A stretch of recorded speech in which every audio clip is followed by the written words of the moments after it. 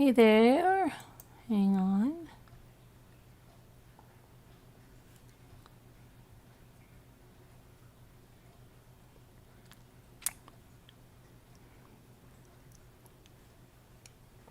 Oh, wow. Okay, kitty. Let's see.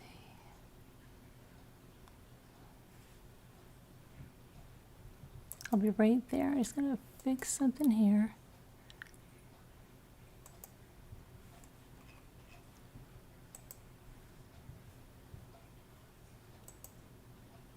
Okay. And, oh, no. Oh, shite. Hold on a minute.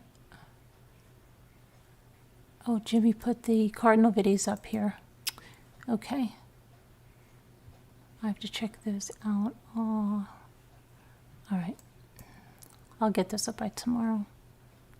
We're going to have a really bad storm here. It's storming pretty. It's starting to, the wind, there's like thunder, lightning. It's very frightening. But no, Jimmy said it's going to get bad. We're supposed to get really bad storms tomorrow. So I figure I'll come on and hopefully get this done. Okay, that's there. All right. Let's see who's here.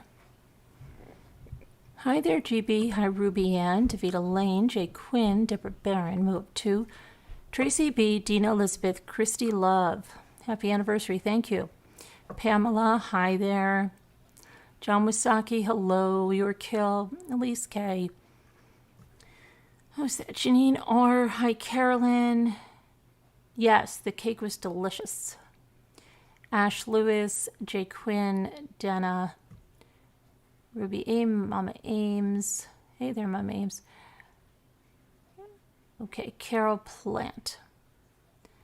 And we have Carol Marine Mom 83.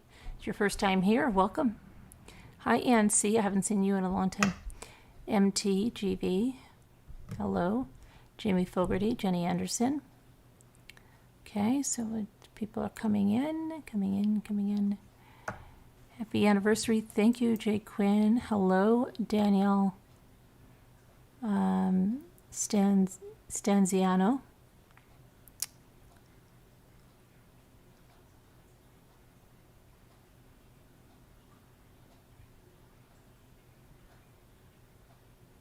Okay. Oh, what's that? Why was that deleted? I don't know.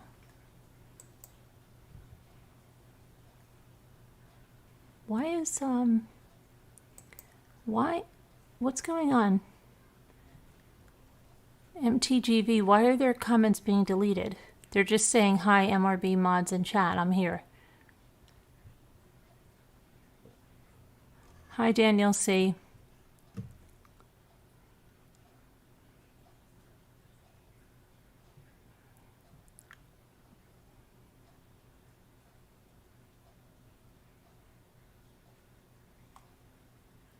Hi, Sassy Darcy. I check in on you a lot. I know. I was wondering because it looked like your comments, maybe it was somebody hit the wrong thing. Okay, Mama Ames. Hello, Nanny Love. How are you? It's Nanny Daycare Day today. Is it? Nanny Care Day? Nanny Daycare today?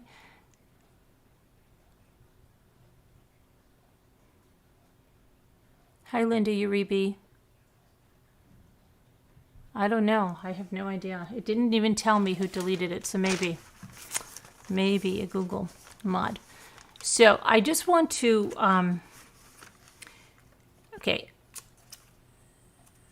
I'm not going to sidestep around something that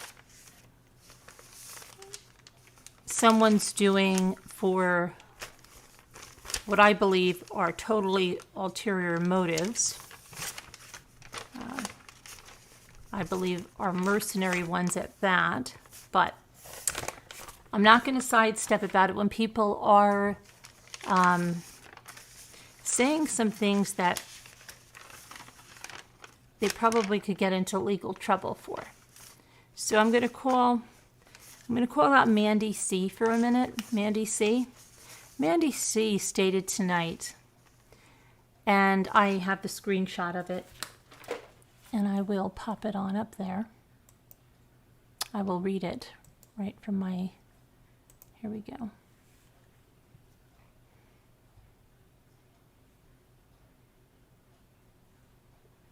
I just sent it to myself, so where is it? Hang on. Here it is.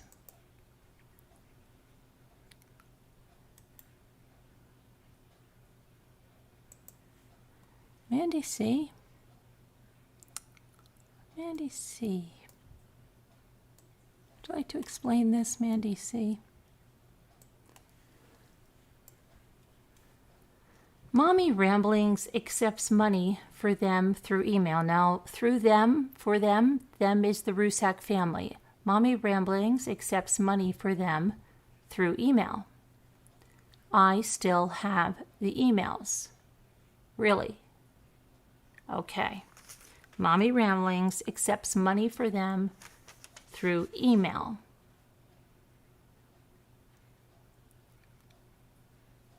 I still have the emails.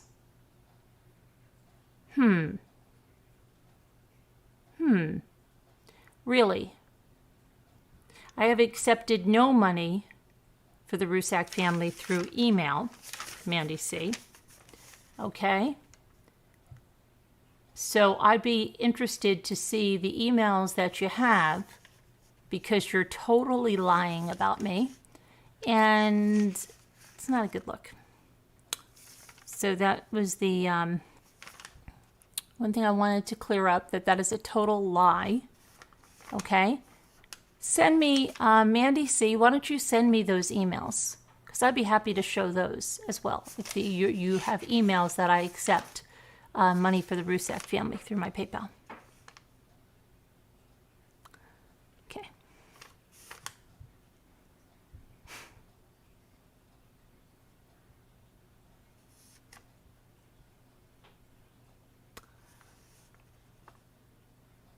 Okay, and as for Kelly, the only thing I'm going to say, Kelly, you know what's so funny? You say everyone is attacking you, and I used you to get to the Rusek family. Well, you know what? I was in contact with the Rusek family before I ever spoke to you. So how did I use you? And I wouldn't call it getting to the Rusek family, because I was on a live ages ago, okay?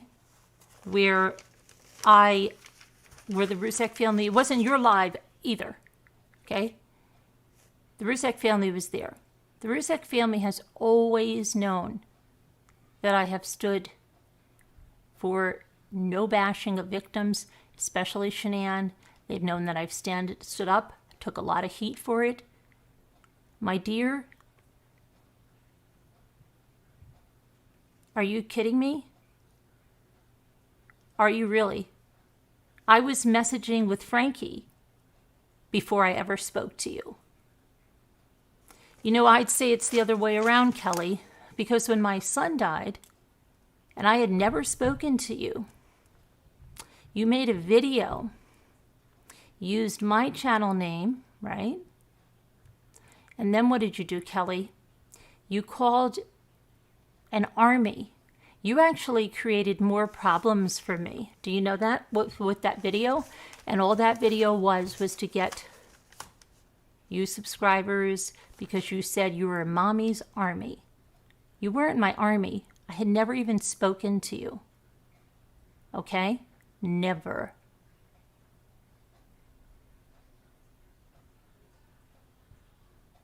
And I can show you the messages where I was messaging with Frankie.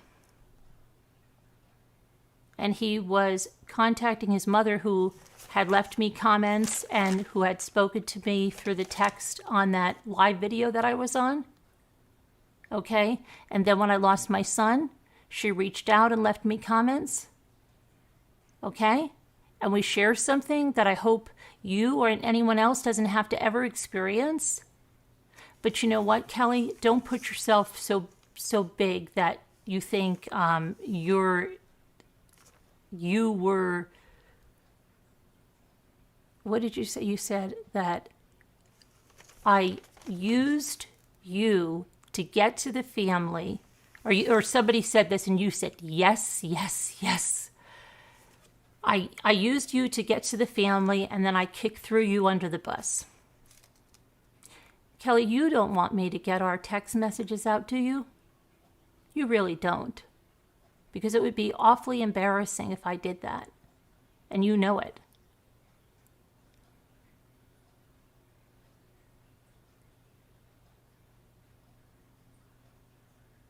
But if you don't stop lying about me,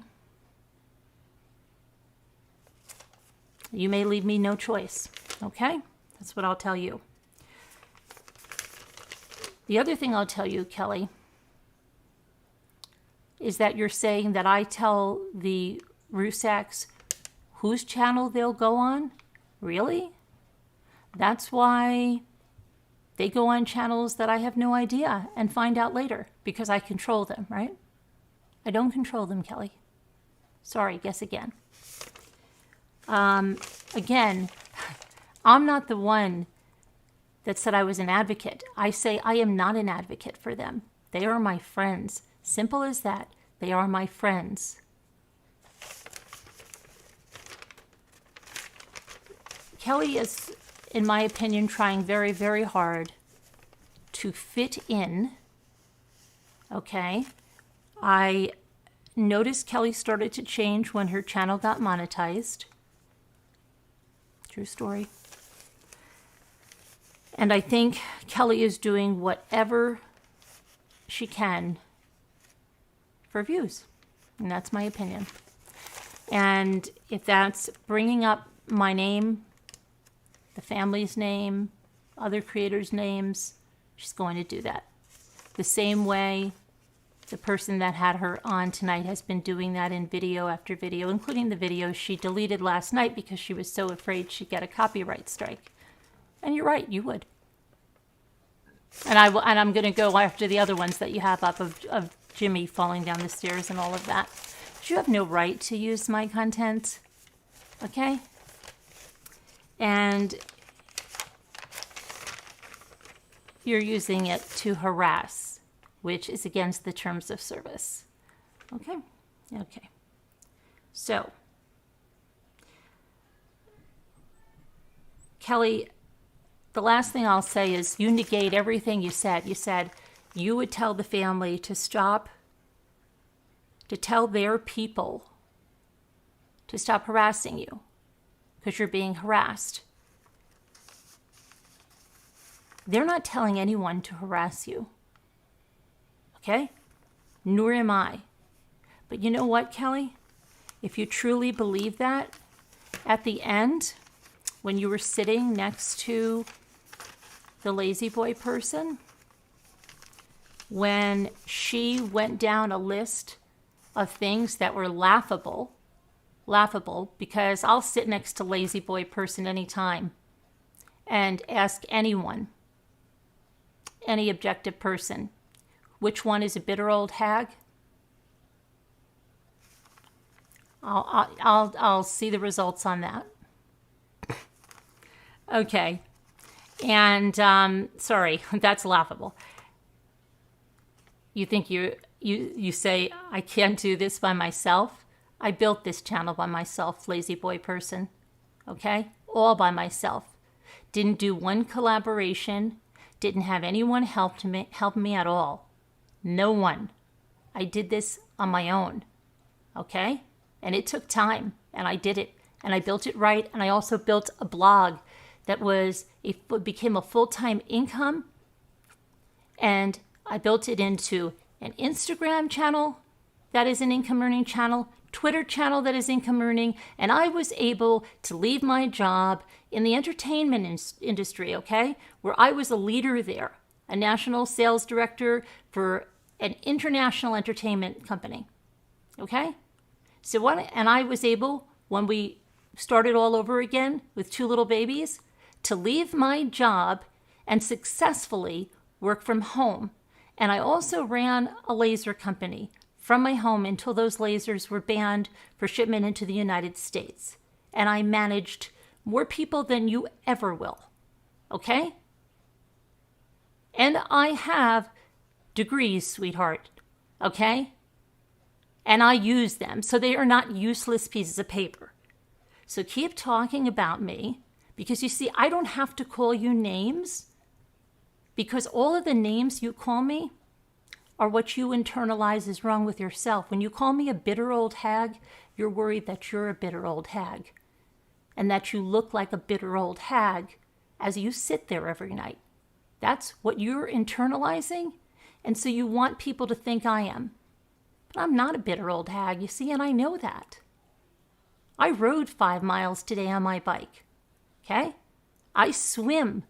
I'm active. I'm going to climb one of the highest peaks in New York. So, yeah, sell that to someone else. Okay, and you say I couldn't match wits with you? We already know the answer to that, because when you came on the panel, you had to raise your voice. You had to scream, okay? Because you could not even have a debate. You don't know how to debate, okay? You know how to scream, and you know how to lie. That's what you know how to do.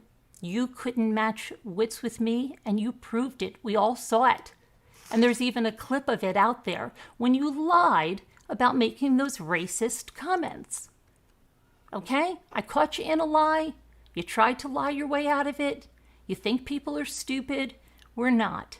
So you have no wits about you, or you would have never made those racist comments, and you wouldn't call your niece that disgusting racist term.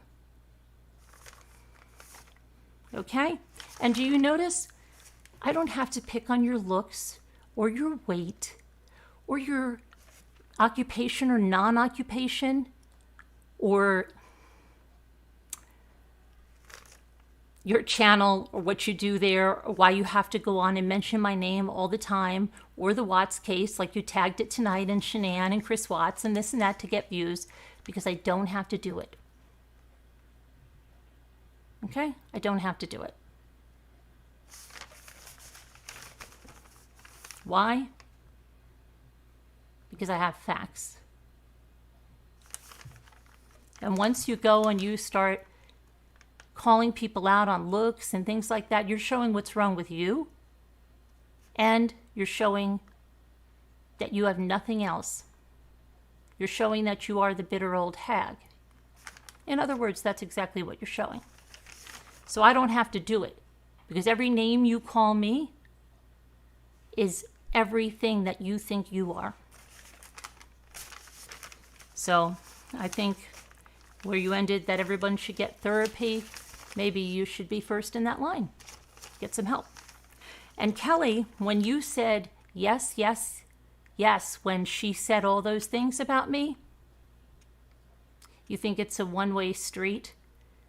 Don't bother Kelly, it's so mean. The same way that that person you're sitting next to was all upset being called by names by the critical one, and that's so terrible, but she sits up there every night and calls people names. Not a one-way street. It's not a one-way street. Okay? It's not. So that is all I'm going to address there. And you know what? Let's see where we are in 2 years.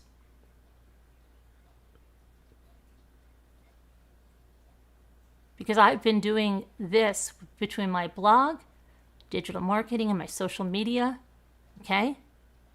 And being one of the top mommy blogs, okay? Working with sponsors that no one was getting, okay, because of my digital marketing skills. I worked with Stokey and Kishler Lighting, okay? And the kitchen behind me, I worked with them. Wood mode, okay? I could go on and on. I don't have to. Look at my blog. And I've been doing that for over a decade. So let's see where we are in 2 years, okay? Let's see who's still here and who, as my husband would say, is scratching their arse somewhere else, okay? You know what? I was riding my bike today because I'm not a bitter old hag, and I get out there and I ride and I keep myself in shape and I want to be as healthy as I can. I have a young family. So I was riding my bike and I was listening to some 70s music, and I'm Still Standing came on by Elton John. And I thought, as I'm writing a piece for a blog called I'm Still Standing, which is about parents that lose their children and still are still standing, okay? So as I'm writing a piece for them and that song came on, I thought about it. Yeah, I'm still standing. Can I say better than I ever was? No, but I can say stronger than I ever was. Stronger than I ever was. And everybody was rejoicing. Everybody that hated me, everyone that felt I was taking their viewers or whatever away from them, hated that I was here still. They were secretly happy what happened to me. And they would come on and say, why don't you take a break? Shouldn't you take a break? Shouldn't you grieve properly? Oh, these people that never came to chats and never came around and just so happened to be on channels that were horrendous to me, suddenly cared so much about my well-being, they thought I should take a break. Really, not self-serving at all, huh? No. You think that couldn't see through that? We could see through it. I'm not taking a break. You swatted me. You thought I'd be killed. Well, I wasn't killed. It made me stronger. Less afraid. You send me disgusting emails about doing things to my little boys, myself, my husband, my family. It makes me stronger.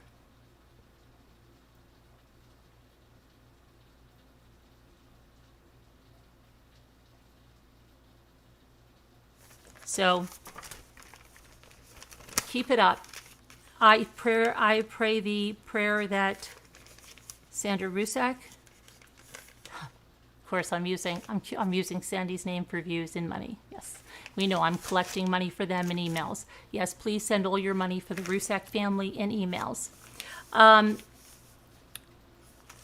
prayer is, God, bring forth the demons and let them spew their lies out on the floor. And that is what is happening here. The demons are being flushed out. They are spewing their lies out on the floor.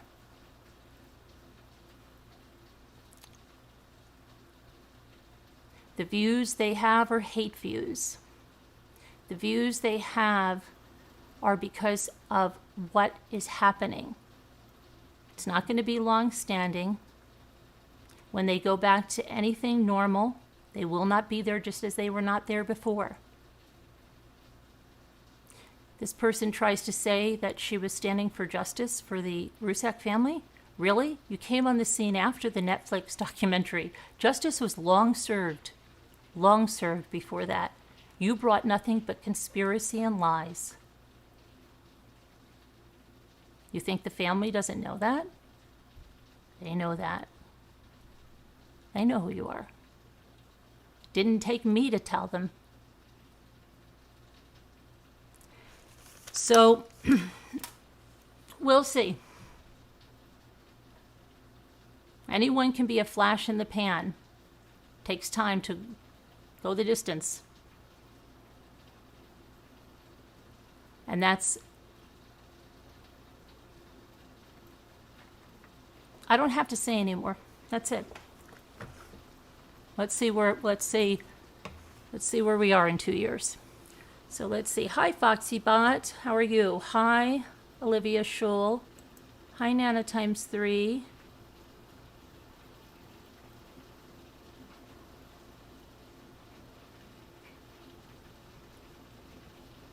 Yes, Nana times 3, I agree with you. For somebody that was so confident in telling her side, she sure got mighty scared when some people said they were going to send the other side, right? Because there always is. Hi, Tracy B. Can we fax it? Sadly, real life will happen to these people eventually to put things in perspective. Yes.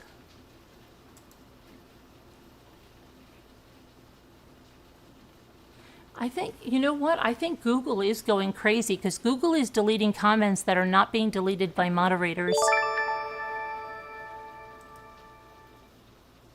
Rosalita Marie. Aw, thank you, Rosalita Marie. Carolyn, you're a beautiful person. Bless you, Jimmy, and your family. Thank you so much, Rosalita Marie. That is extremely generous. Thank you very, very much.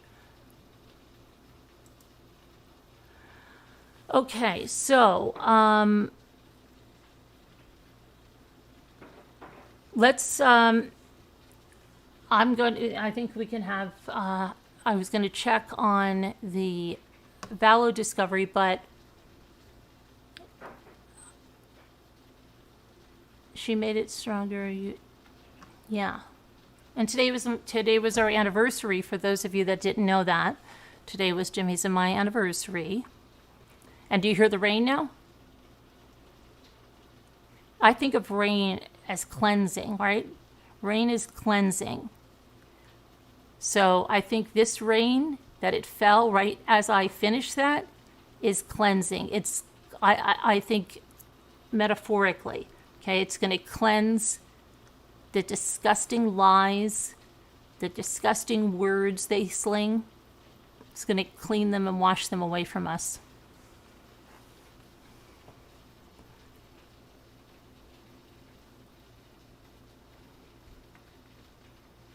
You know, it's interesting that the trolls have to come in here with names. I know you guys sat around and watched our videos last night, but I can't blame you.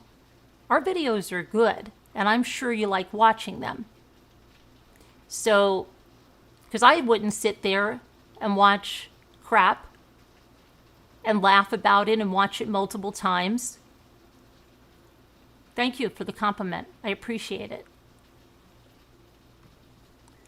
Rain is good. Take all that bad away. Yes. Hi, Flower Girl Phillips. How are you? Hi, Kimberly Strange. Hi, Patty Nielsen. Oh, and for the record, I'll say it again. Because somebody was saying that I'm probably a new ATM or something. How much money has Frankie Rusek ever asked me for?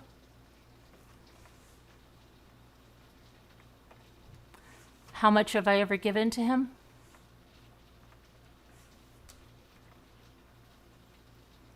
Do you know way back when Sandra and I partnered on, I think it was the video where we made the bread, and I said, well, we're going to split any super chats. And at the end of that, when I took the super chats and I showed her, you know what she said to me? These money-hungry people, this money-hungry family, she said to me, don't send me that. I want you to take that money and go out and get things for your son to remember my son. And I did. I got the, the blanket, and I got that copper wind thing, and I got the wind chimes, and I got, there was one other thing. There was something else. That's how much these money-hungry people wanted. You know?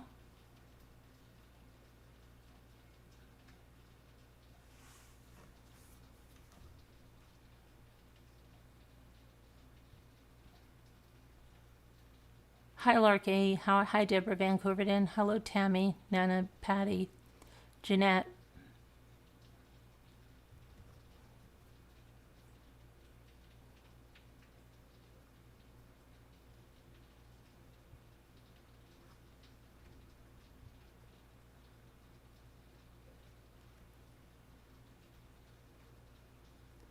Mommy, they are just mean people throwing mud at everything. Yeah, I know, Jeanette. I know. But that's all I'm going to address. That's it. Because I just, somebody saying that I'm collecting money through emails, you could get yourself in trouble for that, Mandy C. Just saying.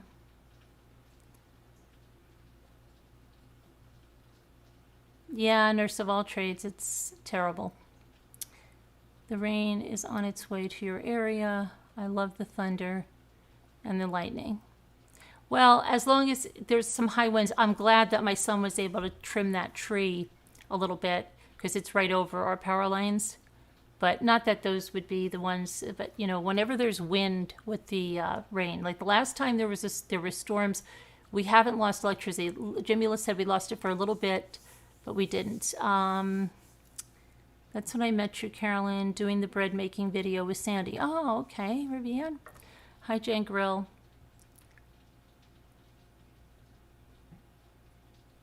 You gotta get to bed, Carolyn. Oh, I gotta get to bed, Carolyn. We're taking our granddaughter out today if it stops reading. Oh, okay. You have a great day, Nanny Love. Good night. Sweet dreams. Hey, Foxybot. Happy anniversary, kid. Proud of you for soldiering on. Don't let the kuyans and cherries... Is that the get you down? I won't, Foxybot. I won't. Hi, Susan Redding. How are you? Bread making was off. Yes, and I want to make some more bread. I was going to make some that my daughter was here. And I haven't, can't even believe it. I haven't. Court TV started that new trial today. Yes, GB, are you talking about the trial with the Uber driver? Is that the one you're talking about? Because they had jury selection on Monday. Did they start testimony today?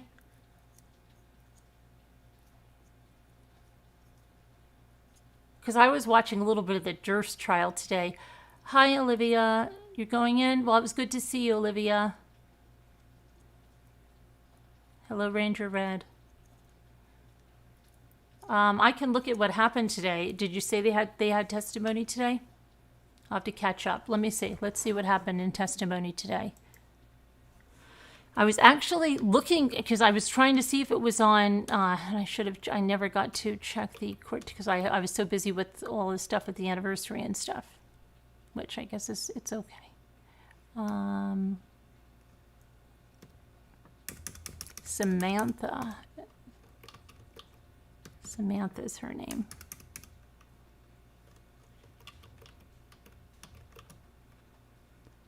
Josephson.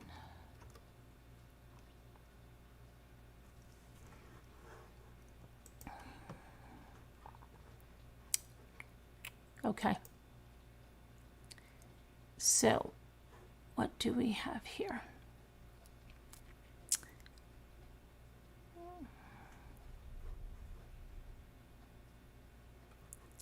Okay, Samantha Josephson. We talked about this, was it last night or was it the night before?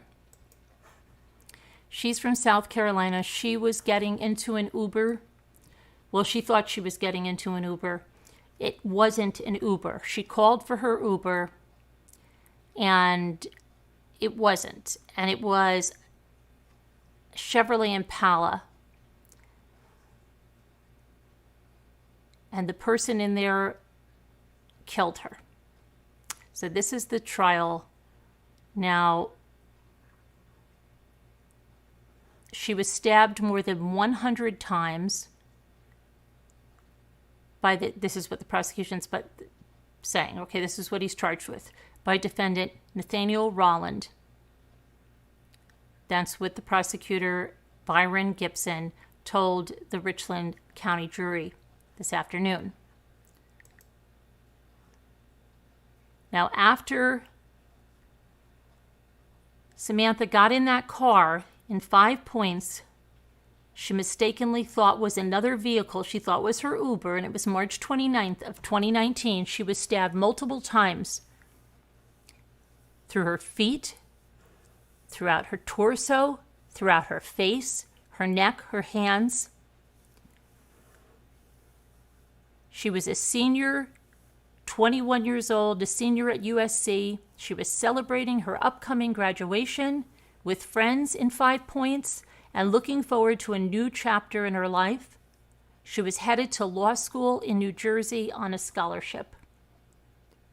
Okay, these kids had their eyes firmly fixed on their future and their love for each other, but Nathaniel Rowland had been circling the 5 Point block numerous times in his black 2017 Chevy Impala.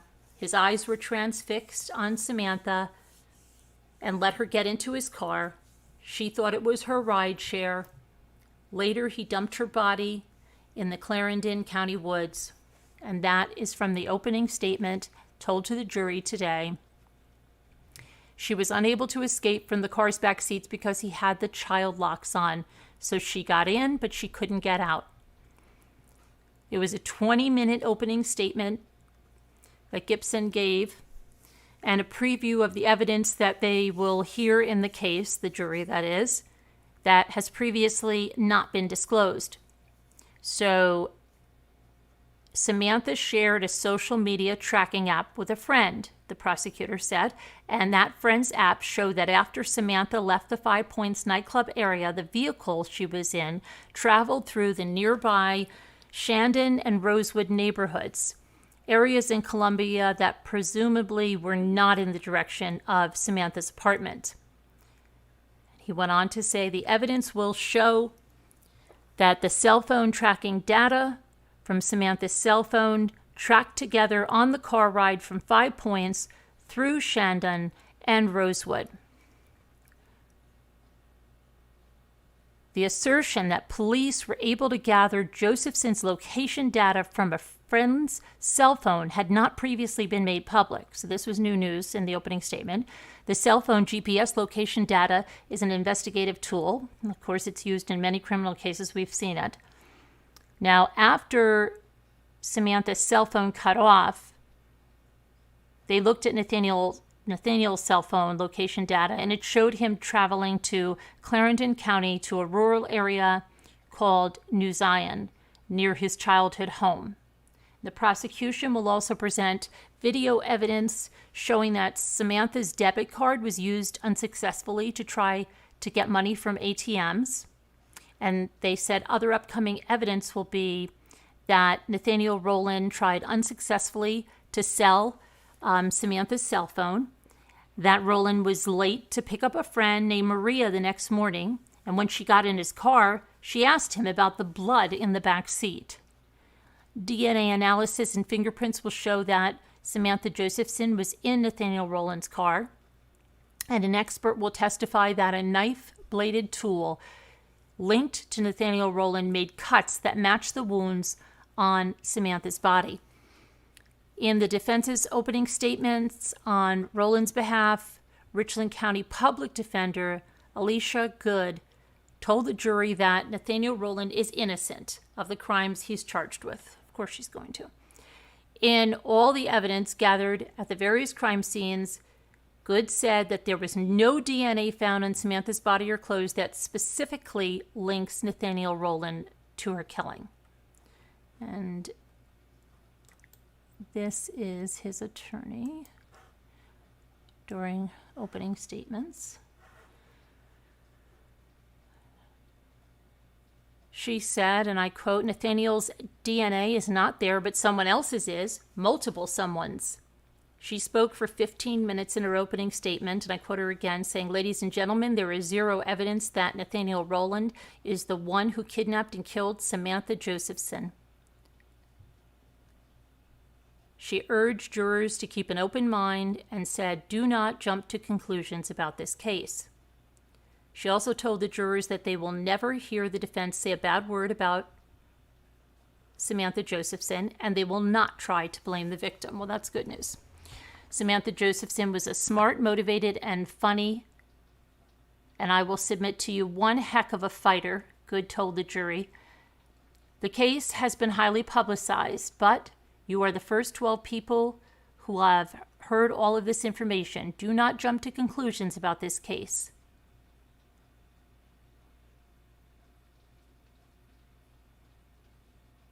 Okay, the jury that was selected appears to be diverse. Of the 12 jurors, there are at least 5 that are black, 6 appeared to be white, and 1 Hispanic. Apparently, their ages ranged from their early 20s to their 60s. Okay, Tuesday was the second day of the trial, and Judge Clifton Newman is presiding over the case. Let's see, what else happened?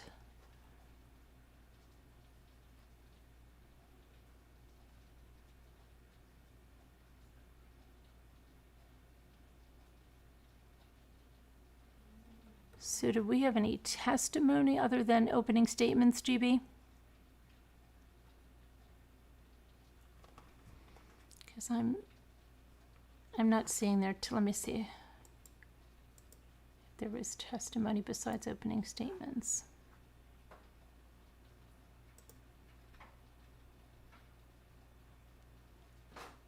Let's see. It's reported that the trial is off to a rocky start, as there have been reports that during jury selection, Nathaniel Rowland said he wanted to fire his public defenders and get his own attorney, but he then agreed to proceed to trial and keep his public defenders.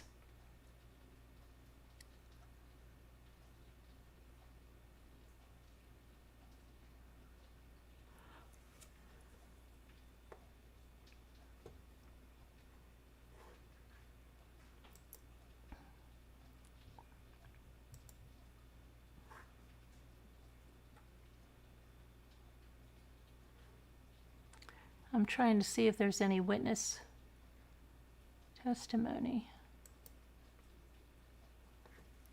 because I'm not seeing it there. Let me just go back to see what GB says before I just continue to look for this. GB, was there any witness testimony today, or just the opening statements from the prosecution and the defense? The judge appears to be quite concerned. An Uber driver testified? All right, let me see, because I'm not seeing that in there.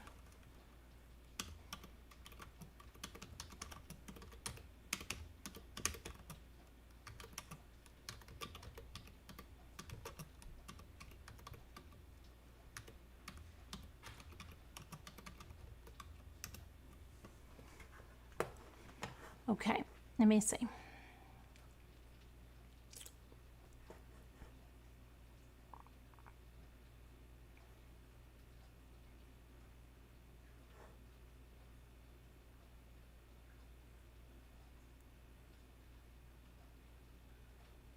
Why am I not seeing it, GB?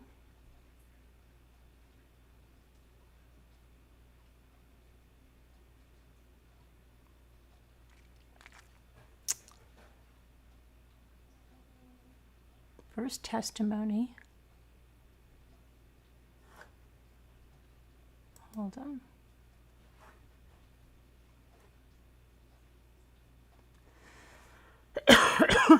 Oh, her former boyfriend? Hold on.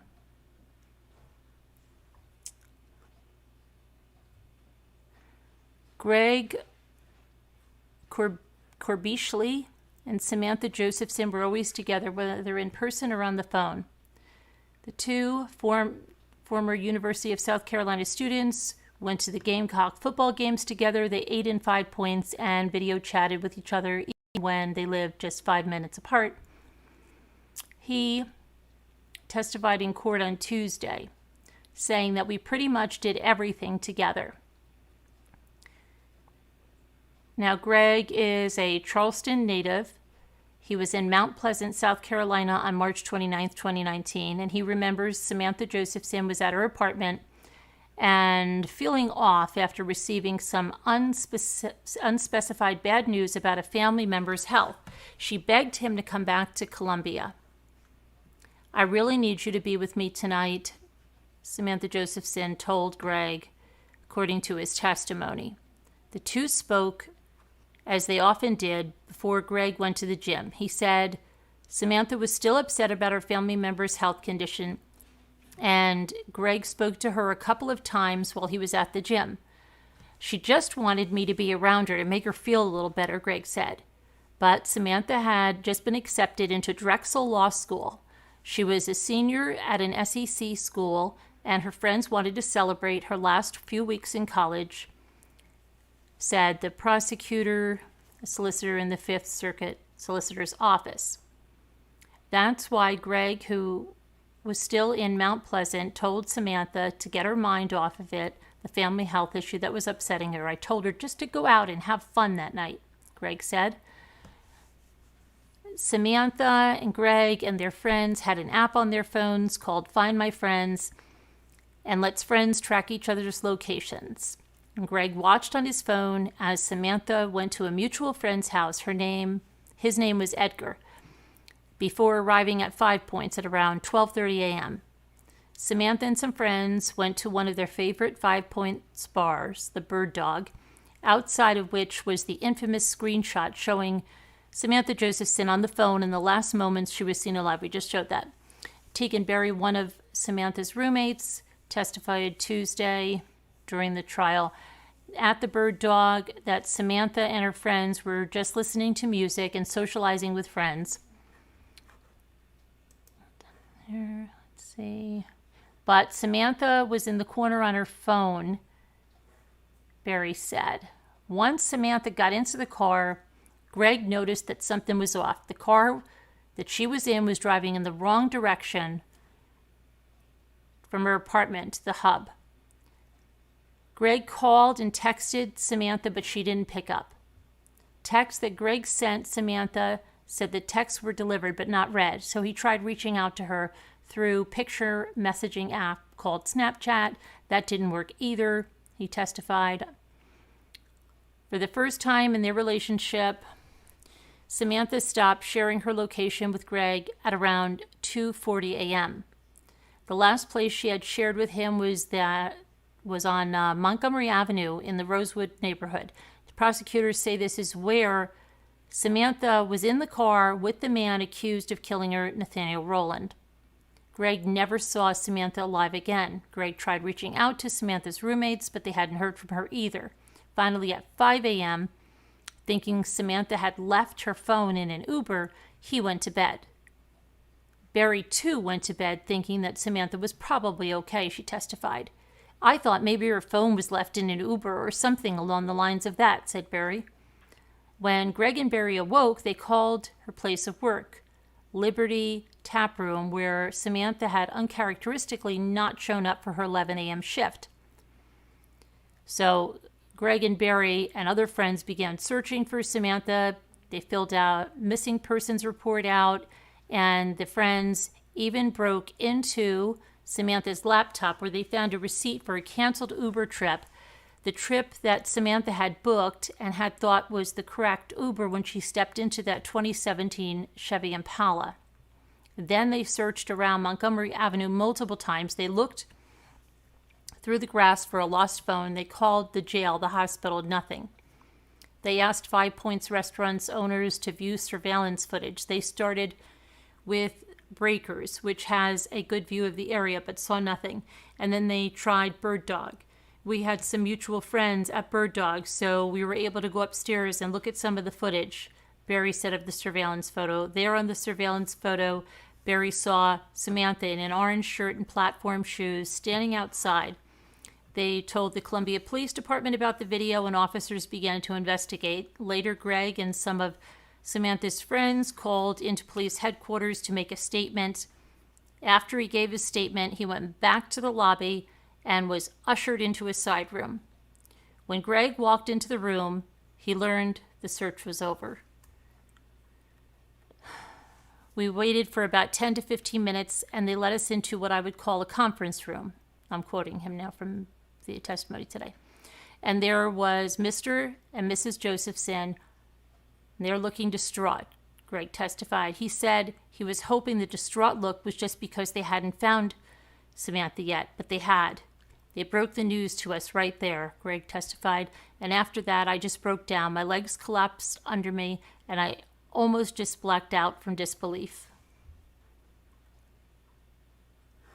And this is a picture of Greg testifying today. So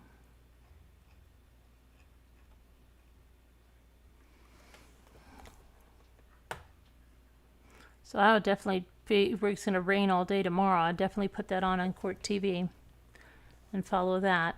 That's what I was going to do anyway, but I didn't, but I told you Dave was just messed up. Okay. So, sad case. Okay. Yeah, Olivia, it's a sad case, huh? What else? So, GB, is that it? Just with the boyfriend and Barry? Or did you say there?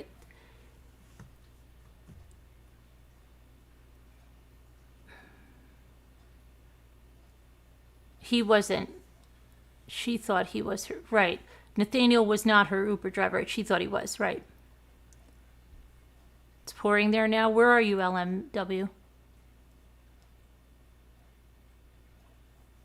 The defendant was stalking, watching the streets, looking for a victim. Yes, Olivia, yes. He was.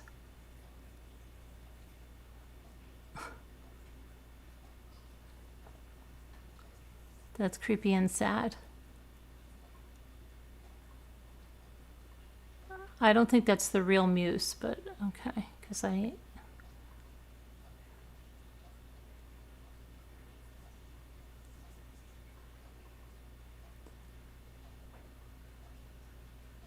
think he was hoping someone would mistake him for the Uber driver. Picked up and hopefully, yeah, no, it's really sad. Okay.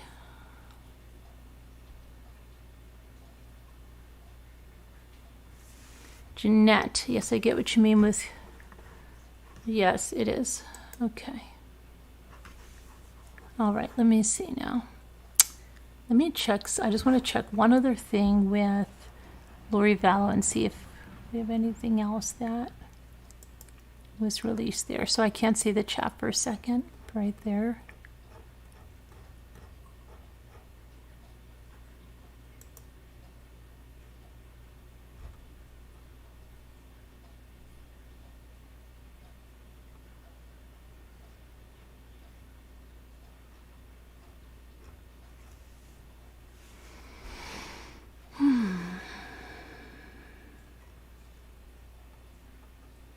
Oh, we have some more stuff. Okay, we have some more stuff that's been released. Let's see what we have.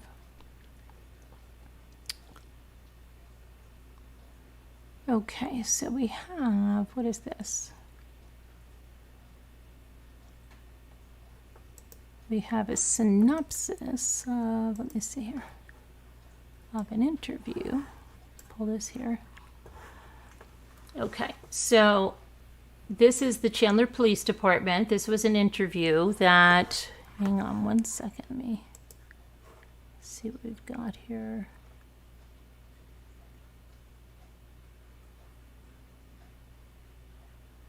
This is the synopsis of Tylee Ryan's interview with police after Charles Vallow was shot and killed on 7/11/2019.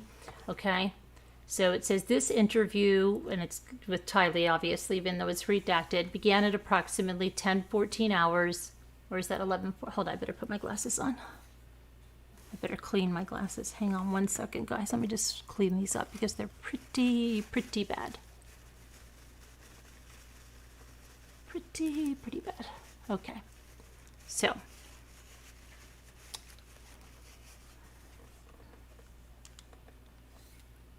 Began at approximately 10:14 hours, and I obtained some personal information from blank is a Tylee Ryan is a 16-year-old female and appeared cooperative, calm, and understanding of the situation during my contact with her.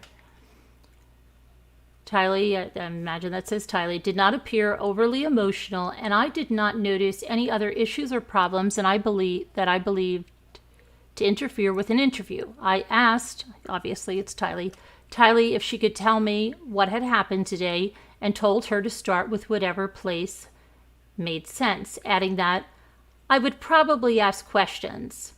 Tylee advised that she woke up around 7:50 because she heard yelling right outside her door. Tylee said she immediately jumped up.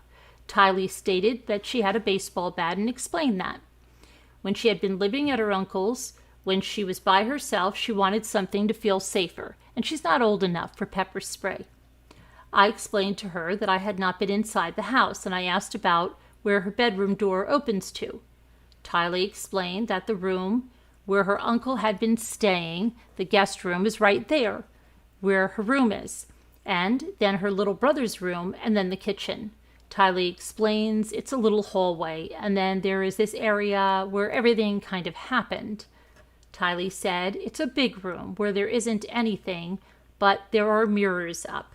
Tylee said she immediately jumped up, and she got the bat, and she opened the door, and it was her stepdad outside the doorway, Charles Vallow, right?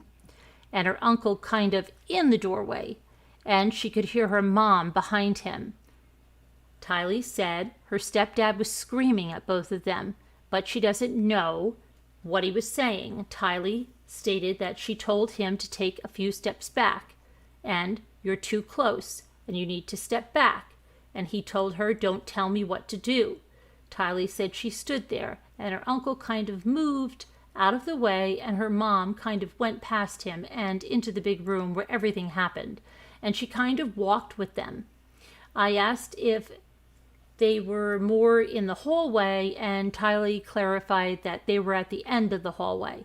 Tylee stated that her mom walked all the way around, and Tylee followed them. Tylee is describing where people are and stated she didn't really do anything with the baseball bat, that she just kind of held it there.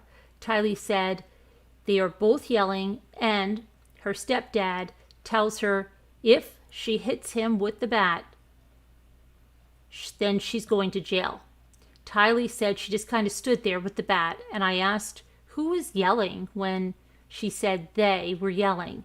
Tylee stated it was mostly her stepdad, and then she said he was really the only one yelling and that her mom was responding.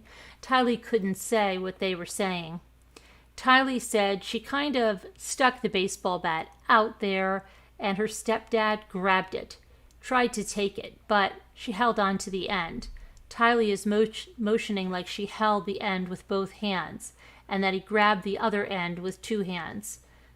Tylee stated eventually she fell, and he took it into his hands and held it like he was going to do something with it. I asked that when she fell, he ended up with the bat. Tylee confirmed that. Tylee said she fell to the ground, and then she saw her stepdad take a step back, so she thinks her uncle grabbed him and took him back so he couldn't do anything. I confirmed that she saw her stepdad take a step back, and she indicated yes, that he was really close and then went back.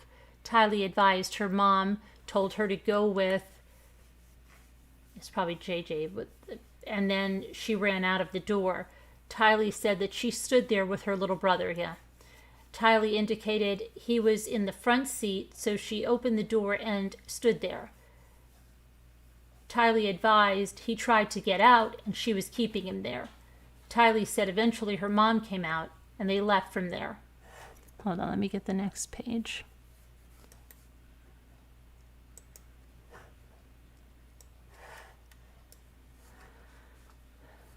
Uncle was kind of calm, not super calm. It was stressful. Tylee said her uncle was just kind of standing there in the... Okay, wait, hold on a second. We already went here. Where's this? Is this out of order? Let me see here. There's 3 pages to this, but...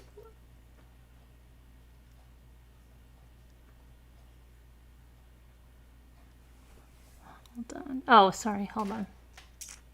Hold on. We missed a page. Hang on. Hang on. This is the second page. I asked if she knew what happened inside the house and if her mom had explained it to her. Tylee said she heard a noise and that she knows what it was now, but she thought that it was someone taking the bat and hitting it really hard against the floor, and all of this is redacted. I returned to when she was talking about putting the bat out when her stepdad was coming at her mom and asked her to describe what was going on. I asked if there was a reason that she put the bat up. Tylee stated yes, that he was walking towards her mom, and Tylee didn't want him to do anything, so she just stuck out the bat. Tylee described being next to her mom and not between them. Tylee said she stuck it out to be like, keep your distance, kind of. I indicated that she said she didn't want him to do anything and asked what she thought he was going to do. Tylee stated, hit her. Tylee said, for the most part, that it has been very mundane, but there have been a few violent times that she's been scared that he would hit her mom or her. Tylee said her and him have always kind of never got along since she was little. Tylee said there have been a few times that they have gotten into fights and she's been scared of that. I asked her about when he grabbed the bat and asked her to tell me about that again. Tylee stated she kind of stuck it out, motioning with a two-handed hold. Tylee stated he said he would go to jail if she hit him with it, and Tylee didn't really say anything.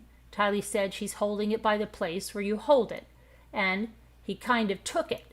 And Tylee gets lunged forward, and she lost her footing. Tylee indicated her mom said, just let go.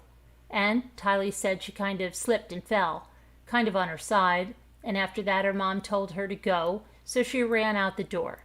I asked Tylee if she saw when she fell towards her side, did she see what he did with the bat? Tylee said no. She wasn't really looking that direction because when she fell, the door was more in her line of direction. Tylee said she didn't look back, and I confirmed her stepdad was now in a different line of sight, that what she was looking at. I asked about when she saw him take a step back, and I asked that. She didn't actually see her uncle pull him back, but it seems like that's what happened. Tylee agreed and stated it didn't seem like he would have stepped back on his own, and Tylee confirmed that made sense as to where her uncle was at the time, that her uncle was behind him and not on the other side with Tylee and her mom. I asked about when that happened, and then her mom told her to go.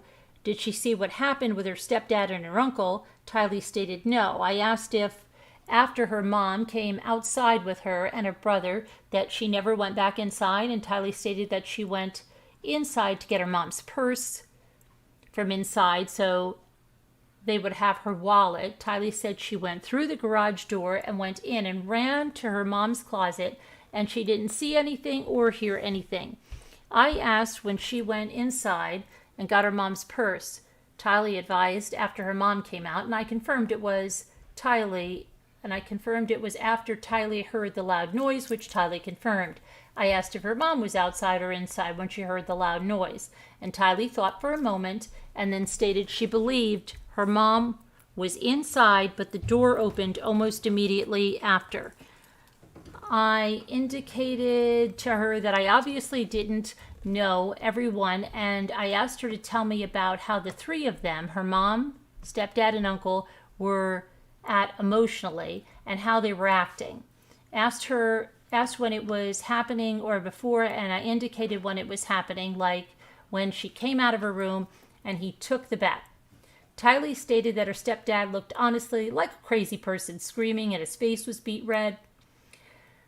Tylee stated she saw his face for a split second when he took the bat from her, and it didn't look like him, and he looked like pure rage, and he was seeing rage. Tylee stated that it was the craziest she has ever seen him. Tylee stated her... Hang on, let me go back to now the page that we were missing.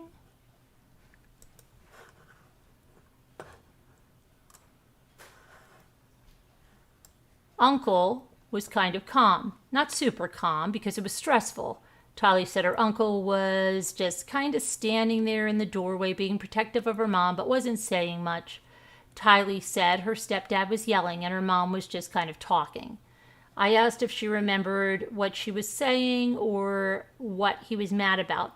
Tylee advised she didn't and was sorry. Tylee doesn't remember what they were really saying and that she just heard yelling. I asked about when she woke up to yelling. I asked about who was yelling. Tylee said she knew it was her stepdad. Tylee clarified, not when she was just waking up, but then she remembered he was coming to take her brother and she knew it was him. Tylee also advised she knew her uncle had stayed and she knew that person was her uncle and she obviously knew her mom. I indicated she stepped out of her room and she took the bat with her and asked if there was a reason that she took the bat with her. Tylee stated it was just first instinct. Tylee said she never hit him with the bat or anything and it was for security, and in hindsight she probably shouldn't have brought it at all because it caused for trouble. Tylee said it was right by her bed, so she jumped up and grabbed it. I asked if there was something she was concerned about, that she would have taken the bat. Tylee stated only, look, they forgot to redact that part, that one Tylee. Tylee stated only if he would have been violent towards her or her mom. Tylee didn't plan to take it or do something. She took the bat to have something in her hands to feel safer. I asked Tylee if there was anything that we didn't talk about or I didn't ask that she believed was important or that I should know. I indicated to her that I wanted to be sure that I didn't miss anything, and Tylee stated that was pretty much it. I advised that we could talk again if she thought of anything and explained victim services. I left the interview room and returned after a period of time escorting Tylee to her mother. Okay. And then this looks like Alex Cox interview. Let's see.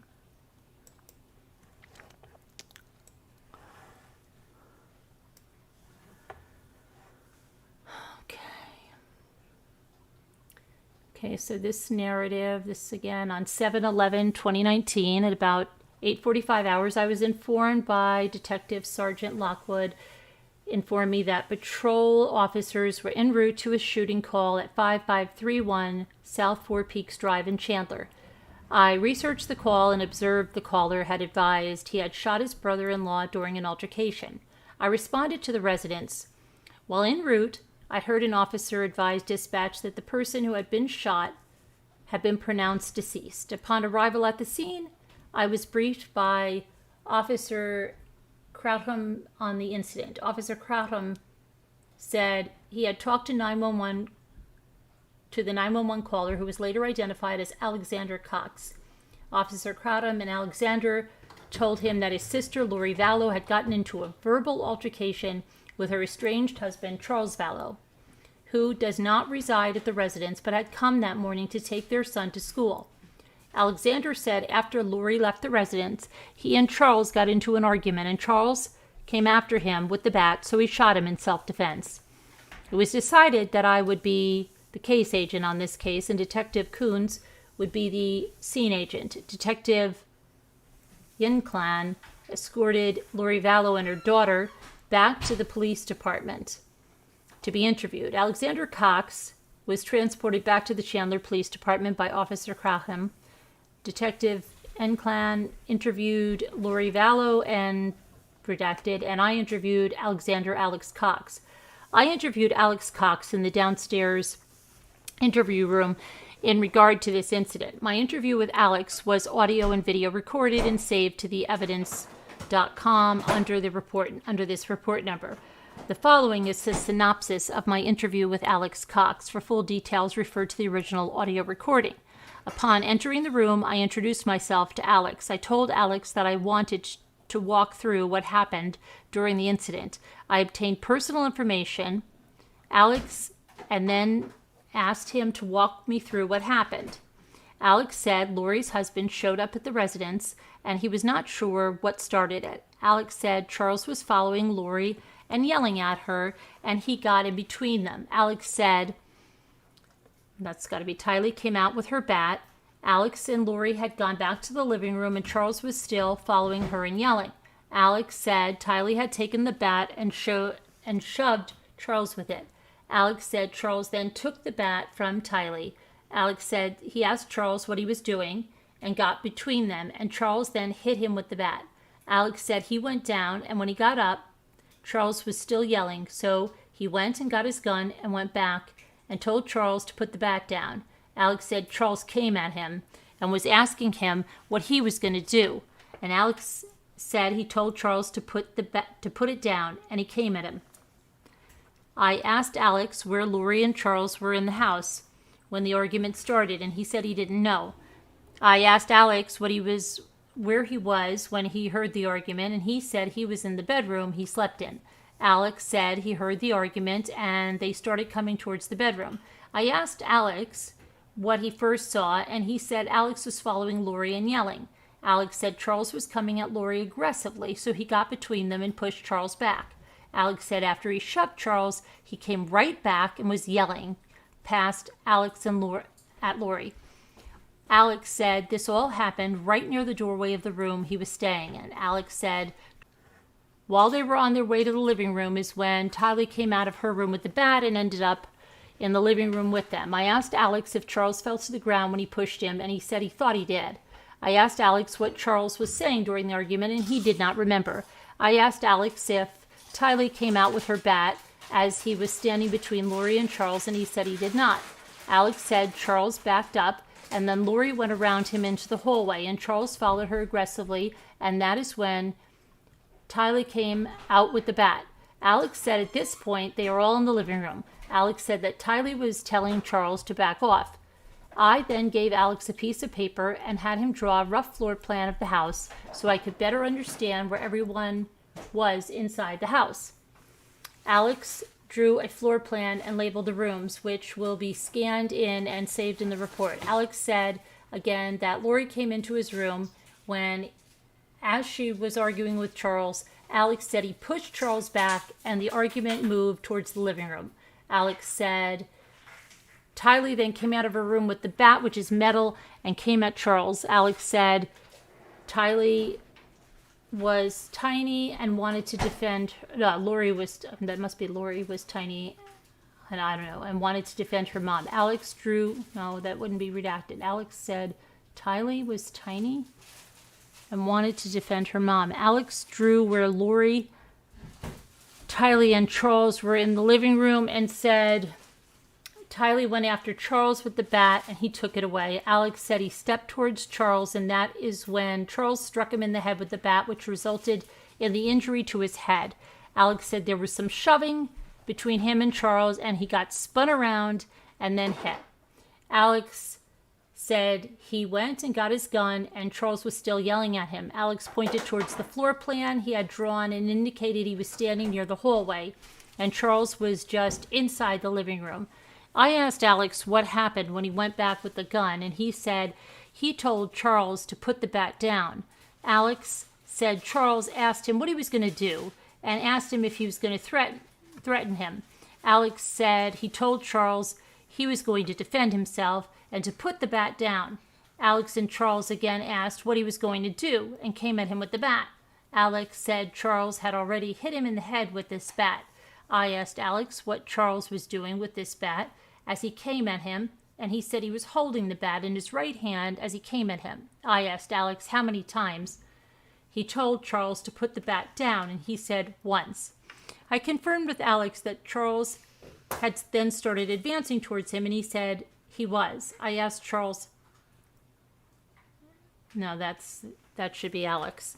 I asked Alex how many times he fired his gun, and he said it was a couple of times. I asked Alex where Lori and Tylee were at the time of the shooting, and he said he did not see them, so he did not know. I asked Charles where JJ was at the time, and he said he was already out in the car. Alex and Lori and Tylee were no longer in the room. I confirmed again with Alex that Charles was coming at him with the bat, asking what he was going to do about it. I asked Alex what he told Charles, and he said he didn't tell him anything. Alex said, if you're coming at someone with a gun, you've got to be ready for repercussions.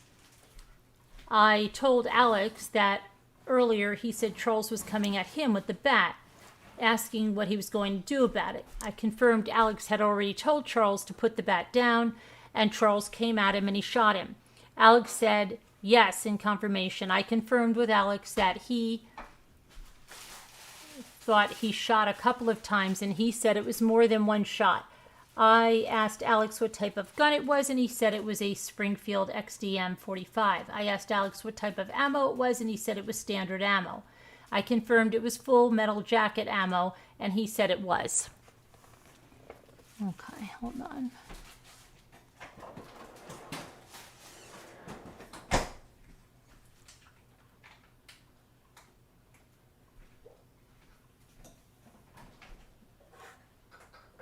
Okay, there's one more piece. I asked Alex what happened after he fired the gun, and he said he went to the kitchen and rinsed his hands off because he had blood on his hands from his head. Alex said he then went back to the room he was staying in, put the gun down, and got his phone. Alex said then he went to the kitchen and he called 911. I asked Alex, what are you doing? Okay. I asked Alex if he saw Lori and Tylee again after he shot, and he said he didn't see them until they drove up. Okay. Let me get this other one here. I asked Alex what was going on with Charles and Lori and if Charles lived at the house. Alex said Lori and Charles are separated, and Charles lives and works in Houston. Alex said Lori and Charles had been separated since January or so, and Charles had had some erratic behavior since then. Alex said Charles showed up at his house in February or March and threatened him then. Alex said that there was a confrontation mostly between Charles and Tylee, and he stood by to make sure Charles did not hurt her. I asked Alex if Charles came to town often, and he said he came occasionally to see JJ. Alex said Charles was not Tylee's father. It explained that Lori and Charles adopted JJ, who was really his niece's kid. I asked Alex when he last saw Charles, and he said it was the time at his house in February or March. I asked Alex if Charles was at Lori's last night, and he said he was not. I asked Alex if there was a history of domestic violence. He said there was no history of physical violence that he knows of. I asked Alex if there was anything I had not asked and that I needed to know, and he said there was not anything he could think of. I asked Alex if Lori said anything about Charles coming into town, and Alex said Lori told him Charles was coming to pick up JJ. I confirmed with Alex that they were expecting Charles, and he said they were. I asked Alex what Lori and Charles were arguing about, and he said he did not know. Alex said Charles's anger was a surprise, but him showing up was not a surprise. I walked through the details of the incident as I understood it. While doing so, Alex said he had been up and brushed his teeth prior to the incident, but at the time Lori came in, he was in the room he stayed in that night prior on the phone. I continued to walk through the incident and got to the point that Tylee had poked Charles with the bat, and Charles took the bat away and asked Alex what happened right after that. Alex said Charles shoved him and spun him around and then hit him in the back of his head with the bat. I asked Alex if he fell to the ground when he was hit by the bat, and he said he did not. Alex added that his head just bounced as he motioned his head bouncing downward towards the floor. I then walked Alex to the point of him getting his gun from the room and going back out to the living room. I asked Alex what Charles was doing when he got back with the gun, and he told me that he was looking at him while holding the bat. Alex said he told Charles to put the bat down, and Charles asked him what he was going to do about it. I asked Alex how he was holding the gun at the time, and he motioned as if he was holding the gun with two hands straight out in front of him. Alex said Charles then came at him. Alex confirmed that he shot a couple of times and said he was pretty sure he fired 2 shots. I asked Alex where he was aiming on Charles's body, and he said the center and motioned towards the chest. I confirmed that Alex was pretty sure he shot Charles twice in the center mass and that Charles fell. I confirmed with Alex that after he shot Charles, Alex went into the kitchen to wash his hands. He went to the room and put the gun down, then got his phone and went to the kitchen to call 911, and Alex said that was correct. Alex said 911 walked him through trying to do CPR. I asked Alex again if there was any other information I needed to know that he did not ask, and he said there was not. I advised Alex that I was going to have photographs taken of his head and then took a break with him. While out of the room, I went back and ensured Alex was okay. Alex asked to use the restroom, but was asked to wait until the photographs were taken, and he agreed. Alex was then photographed, and his hands were buccal swabbed by crime scene technician Jordan. Alex then was taken to the restroom. I returned to the room and then spoke to Alex again. I told Alex that Lori said she had recently moving back to Arizona, and asked Alex about Charles texting his brother Adam, and he said he did not. I confirmed with Alex that when the initial argument between Lori and Charles started, that he said he was on the phone and he said he was not. Remembering that, Alex said he was on the phone during our first conversation. I asked again, and he said he was not on the phone and he was just in the room. Alex said his phone was in the room. I confirmed with Alex that he was not.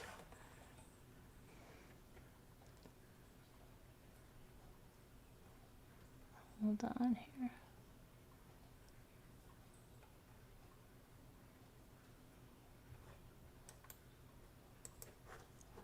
That he was not sure where Lori and Tylee were when he came back with the gun, and he said he was not. I asked Alex where his gun was in the room, and he said it was inside of a case by the bed.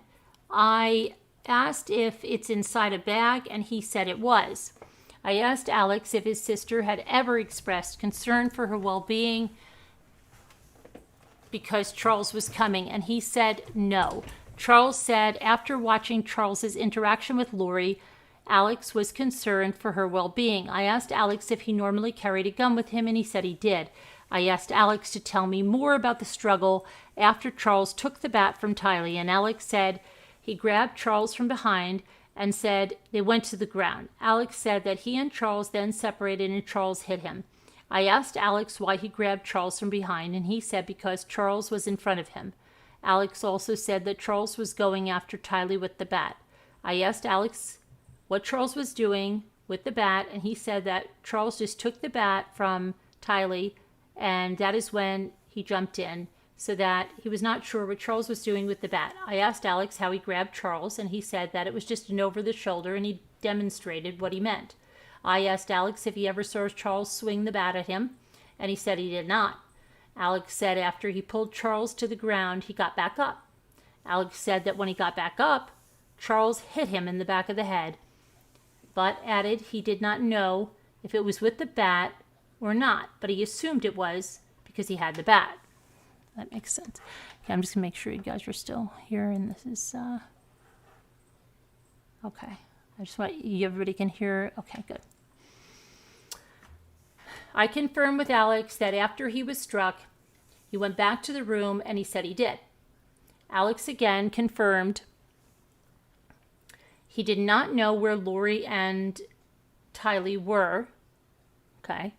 And he went back to the room and he said that was correct. I confirmed with Alex that when he came back from the room, when he got the gun, he came to the area near the end of the hallway in the living room. I confirmed that Charles had the bat, and he said he did. I asked if Charles was focused on him at that time, and he said he was. I asked Alex what Charles was saying, and he said he didn't remember, but Charles was yelling. Alex said he was watching body language, and when someone aggressively comes at you, I asked Alex if he had his concealed weapons permit, and he said he did. I explained to Alex that I had been listening to him and not taking notes and was asking what Charles had said. Alex said he was trying to calm the situation down and told him to drop the bat.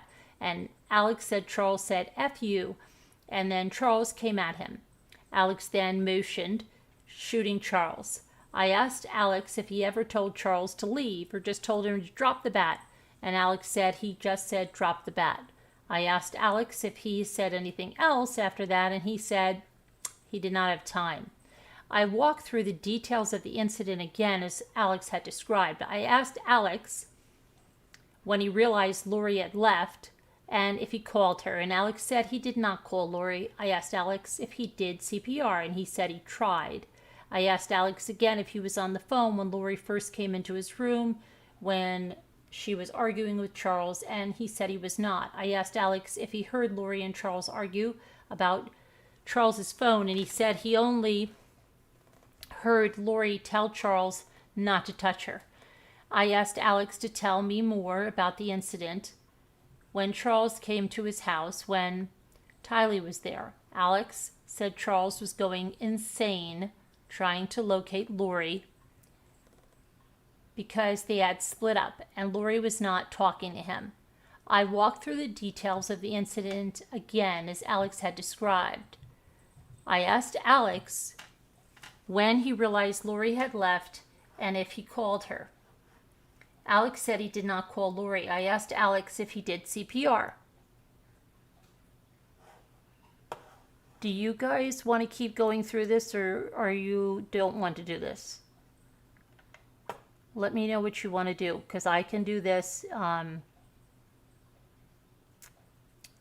another video by itself, but I thought most of you want to hear this. Let me know what you want to do.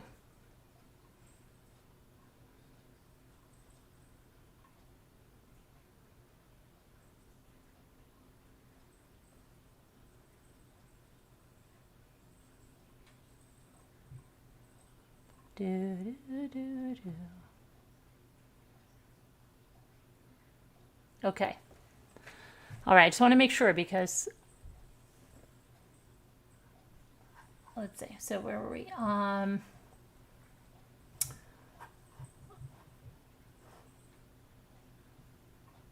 asked Alex if he was on the phone when Lori first came into the room while he was arguing with Charles, and he said he was not. I asked Alex if he heard Lori and Charles argue. Okay. Going insane, trying to locate Lori, and that they had split up, and Lori was not talking to him. Alex said Charles was contacting everyone in their family to get in touch with Lori. Alex said he and Tylee were pulling up to Alex's house when Charles... Let me get the other thing. Hang on.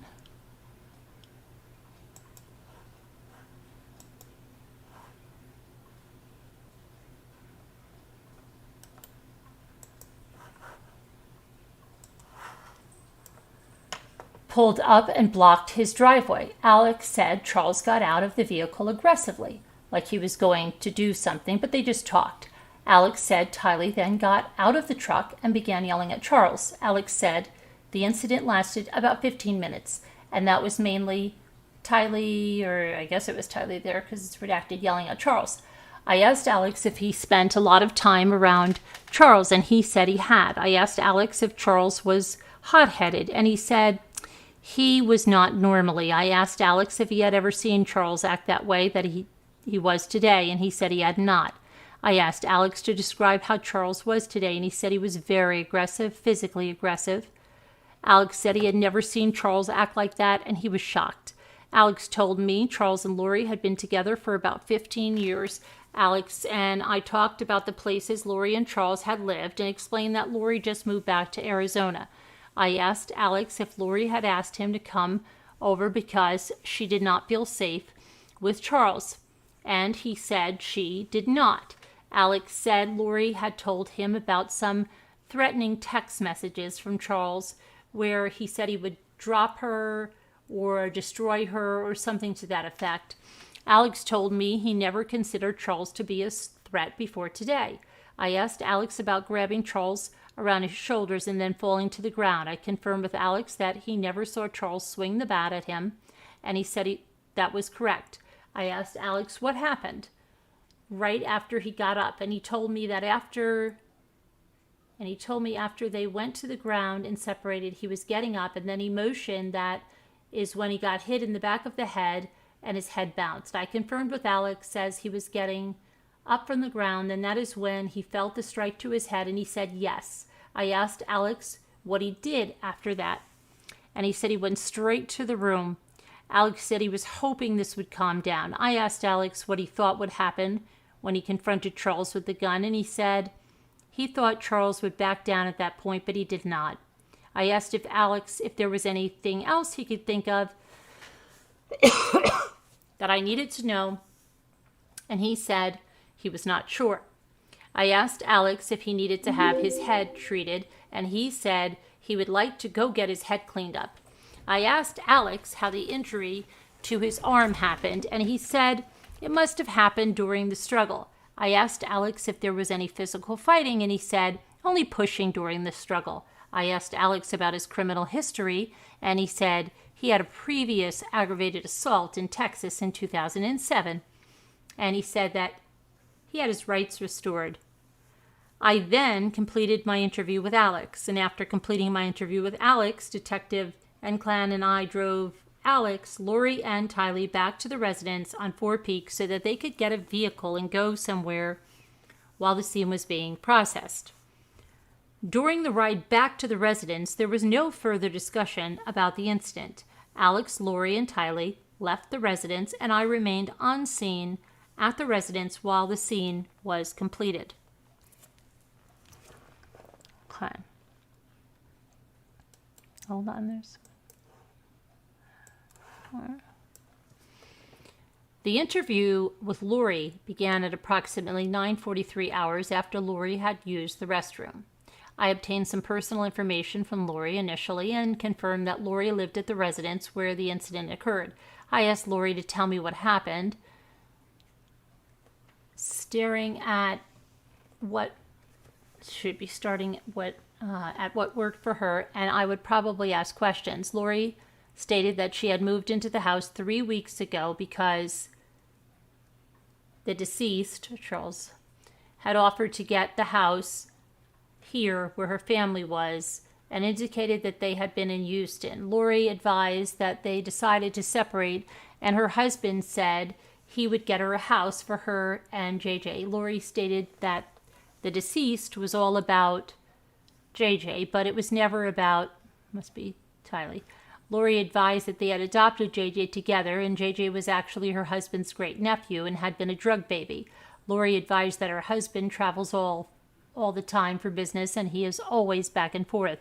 Lori said her husband came the first time when she first moved from Houston and brought her some things, and he hadn't been back, but it's all these threats. Lori mentioned it was on her phone all the time, and I asked her about the threats, and Lori said I would have to see them, but he was always mad at her. Lori said he didn't want a divorce, but she didn't like him and didn't want to deal with him. Lori said that they had been married for 14 years, and she has dealt with it for 14 years, and he has always been horrible to her. Pointing to the room where Tylee was, Lori said that he was getting into huge fights with Tylee, and it was a lot of things.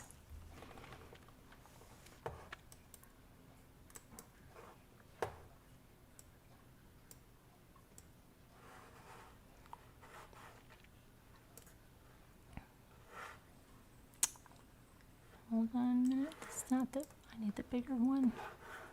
Where's my bigger one? Okay, here we go. Lori said he told her all of a sudden that he was coming Wednesday night and that he wanted to see JJ. Lori indicated that she had told him that she would never keep JJ from him and that he could come see JJ whenever he wanted, take him to school, whatever. I asked about when she initially left that he had said he was going to buy her a house, and Lori corrected me and said that he was going to rent her a house, and she indicated all her family is here. Lori advised that they lived here for a long time and that he moved them to Houston. Lori advised that they were there with their son, and their son didn't have anything. He didn't have his school or services or anything. Lori indicated her husband ripped their son out of school and said they were moving, and Lori advised she didn't go with them at first. Lori said Charles took their son, and Lori let him take their son, and she didn't file anything. Lori then advised that Charles filed something and told Lori that she was only going to get supervised visits because she was crazy. Lori said she just didn't talk to him for like 30 days and let him take care of their son. To let her husband see what she had been doing for the last 7 years. Lori mentioned that she has other kids and has grandkids. Lori seemed annoyed that he threatened she would only have supervised visits of her child and mentioned that she left him to take care of the child for 30 days to see what it was like, and she knew he would be begging her to pick him up, which she stated he did. Lori stated he asked her to come back, so Lori moved with them to Houston for the family. Lori said Tylee went with her, and they left everything to go to Houston. Lori talked about the problems with getting services for their son and talked about how her husband didn't do anything. Lori indicated her husband hadn't been here in a couple of weeks since her moving and said he had been nasty when he was here. Lori advised he travels for work and that he had got back to the Houston house. Lori stated that he contacted her and said he was coming Wednesday night and said he was going to pick up JJ and take him to school Thursday and then pick him up Thursday and take him Friday. Lori appeared fine with that, but stated that she told him he couldn't come stay at the house because he couldn't get along with Tylee. Lori stated that Tylee is a minor and she lives there and that he gets into huge fights with Tylee and Tylee hates him. Lori told him that he couldn't stay at the house and she said she would book him a hotel. Lori advised he stays in hotels all the time when he travels for work and the business pays for it. So Lori told him that she would book him a nearby hotel. We talked briefly about what he does for a living and where he travels, mentioning that they had lived in Hawaii. Lori stated that his job gives him freedom so he doesn't have to stay home every day, and take care of his special needs child. Lori indicated she does that, mentioning that she was a single mom before they got married. Lori stated she has 2 kids and he had 2 kids, and they got married and tried to make a family. Lori indicated her husband had told her that he was coming last night, and Lori told him that he couldn't stay at the house and that she would get him a hotel. Lori stated that JJ does go to school all day, and she talked about bother her last night, which she was kind of surprised about because she was expecting kind of an ambush, that he would just come over and be just mean. Lori was expecting him to say that it was his house and that he was on the lease so he could stay here kind of thing. Lori said that is his macho kind of attitude. Hold on.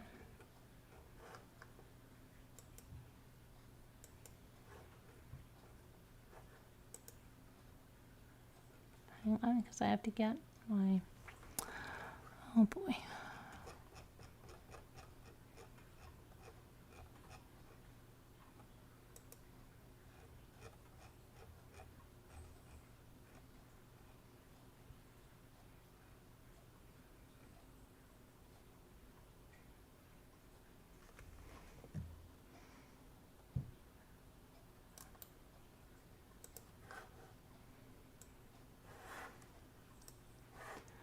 Lori stated he came this morning and she was getting JJ ready. I confirmed that he came last night and she indicated yes, but that she didn't hear from him except that he texted her to say that he would be there at 7:30 to pick up JJ. Lori said okay and that it was good. She didn't hear from him. Lori said he came over in the morning and he was banging on the door. Lori said, "Here we go." So she was just trying to be nice and had JJ's stuff ready for school. I asked what time he got there, and Lori stated he had said he would be there at 7:30, but it was more like 7:40, 7:35-ish, but she wasn't sure. Lori remembers looking at the clock at 7:30 and indicated he is usually very punctual. Lori said JJ acknowledged Dad and then ran to her and stated he wasn't taking him to school. Lori was telling JJ that it was okay and Daddy could drive him to school, and she was just trying to make things calm. Lori said her husband was being really smirky and real jerky to her, so Lori was ignoring. I asked if Lori's brother lives there with them, and Lori advised no. Lori said her brother had stayed there last night because Lori was worried her husband would come over and cause trouble with her. Lori said she just wanted someone else there, wanted her brother there. Lori said she trusts her brother. Lori advised it was a long story, but she had to go live at her brother's when her husband took JJ, and that has been very difficult. Lori said she was getting JJ's stuff ready, and he was saying he was leaving in 20 minutes, mentioning it was 15 minutes to the school. Lori mentioned that you can't get there early because they don't open the gates until about 8:20 or something. Lori suggested to him they go now because she didn't want him in the house, so they could go to Burger King and get breakfast. Lori advised that JJ is very particular about food, and he wants chicken fries and a Sprite for breakfast. Lori told her husband to go, and he agreed, so Lori gave him the backpack, and they got in the car. Lori stated her husband always leaves something in the house, that he always comes back, and he never leaves the first time, and she is always expecting her husband to come back in the house, and Lori advised he had left his phone on the counter. I asked that he had initially left with JJ, and Lori confirmed that he put JJ and the backpack in the car in the driveway and then had come back in. Lori said she kissed JJ goodbye, and her husband came back in. Lori said his phone was on the counter, and then Lori had his phone. He told Lori to give him his phone, and she told him, "Why don't you show me your texts first that you've been texting?" Lori said he's been acting really weird, like he's been plotting something. Lori questions as to why he was here, why he was in town, and then brought up that he's been talking to her other brother, who came to town at the same time. Lori advised she hadn't talked to her other brother, Adam, in a long time, and her husband was texting him. And she was questioning as to why they talk and if they talk. Lori said her husband has been saying all these text things like, "You're going down," and such, that he is blaming her for their marriage breaking up and other marriages around them, calling her a destroyer of families.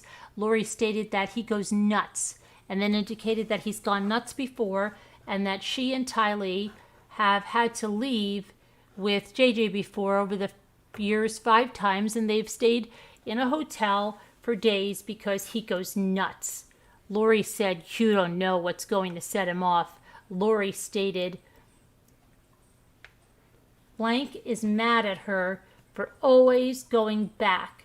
Lori mentioned that they have JJ and he has special needs, and it's really hard. I asked about what she means when she says he goes nuts. Lori said yelling and screaming, and I asked about physical violence, and Lori confirmed grabbing and pushing them, but never punching them.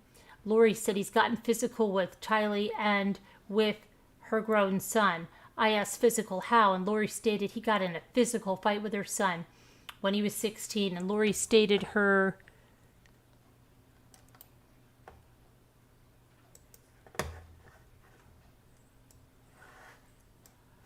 husband went after Tylee 2 times in Hawaii, and he went like he was going to hit her, Tylee, but Lori got in between. Lori said Tylee was 13 or 14 at the time. I returned the conversation to this morning, and Lori said he came back in and she wouldn't give him back his phone, and he was screaming at her to give back his phone. Lori said she was very worried about whatever was on the text that he didn't want her to see, and Lori said she was just holding it there and he was screaming at her. Lori said she was kind of walking around the house so he couldn't get it, and he was kind of reaching for it. Lori said Tylee came out of her room upset, and she had a bat, and Tylee told him to leave her mother alone. Lori said he is screaming at her, "Tylee, don't you hit me with that bat." Lori said her brother Alex heard the commotion and he came into the main room. Lori said her husband is screaming and is super upset. Lori doesn't know if Tylee swung at him or what, but he grabbed the bat from Tylee and he went to hit Tylee with the bat, and she's right there, and her brother is right there, and her brother grabbed him from behind to stop him from hitting Tylee. Lori is motioning with her right arm, and Lori said it's to grab him and pull him back. Lori said then her brother and her husband get into the thing, and he's hitting her brother with the bat, and they're on the ground like grappling around or whatever. Lori said it happened quickly. I asked if her brother was struck with the bat when they were grappling, and Lori said yes, that he was hitting her brother, and Lori is swinging her right arm downward. Lori said he is swinging the bat back and forth, and they are on the ground. Lori said she is freaking out and is trying to get around and knows JJ is in the car. Trying to go around and knows JJ is in the car.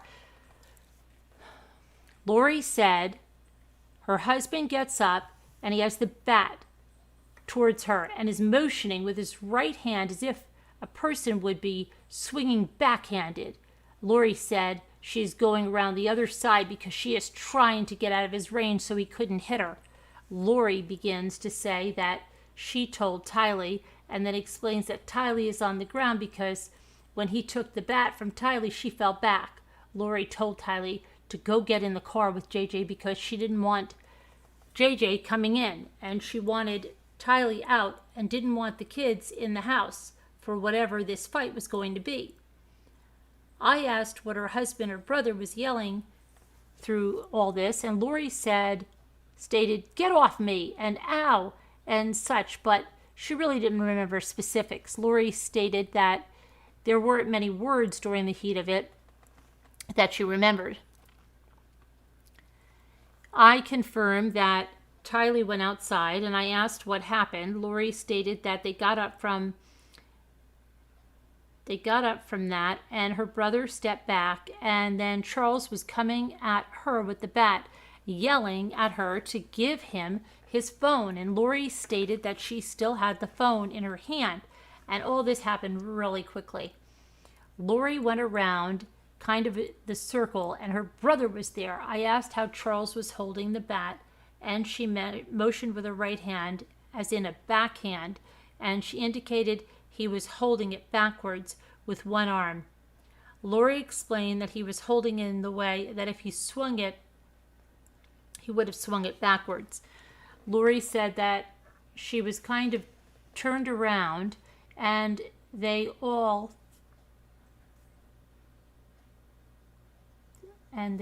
the three kids were outside, and she heard the gunshot.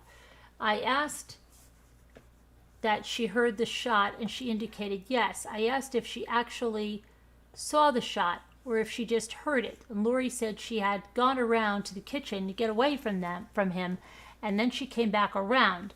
I advised her that I had not been inside the residence. Lori said she didn't see the shot, that she heard it, and she came back around and she saw him on the ground.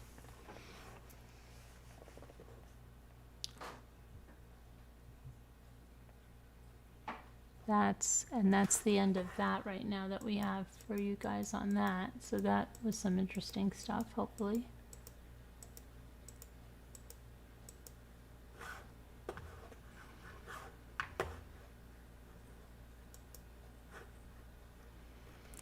There we go. So, hi Julianne. Hi Heather Rosario.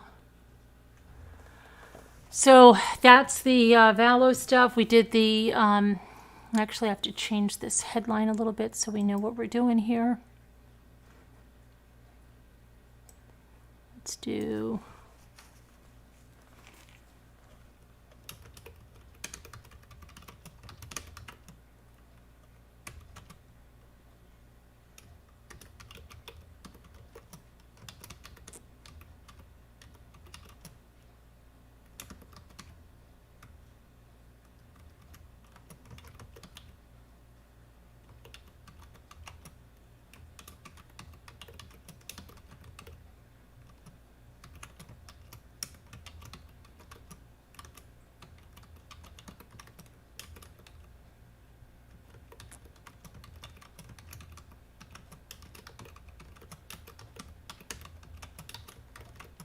Okay. Let me just put this here. You guys can talk amongst yourselves for a second.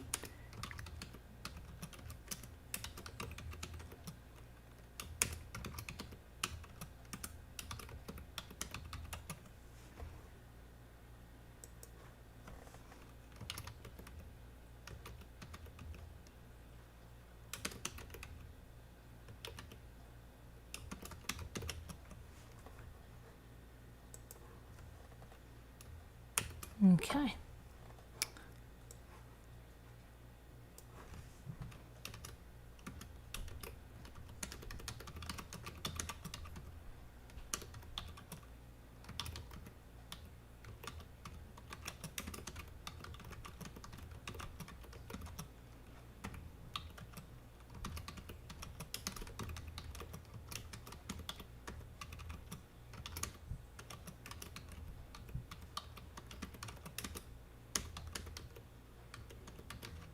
Okay, that way we know what we're doing here. Save. Okay, and then I forgot to do something else.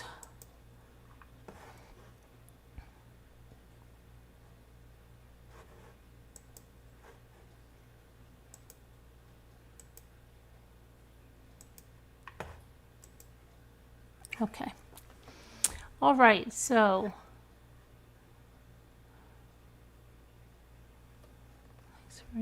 thank you.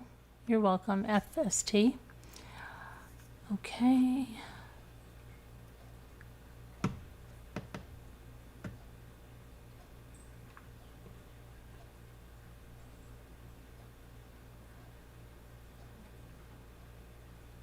Everyone, since Carolyn is feeding this. What? What are you talking about, Two Scooter?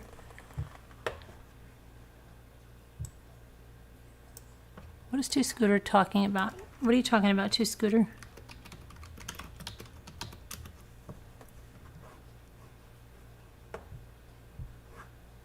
Let's see what Two Scooters is talking about.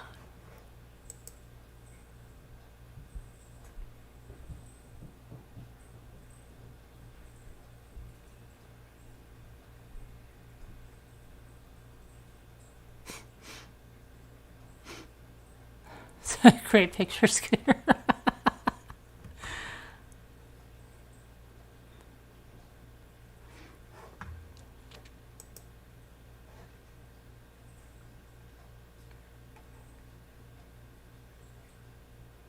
But where's the other picture to compare?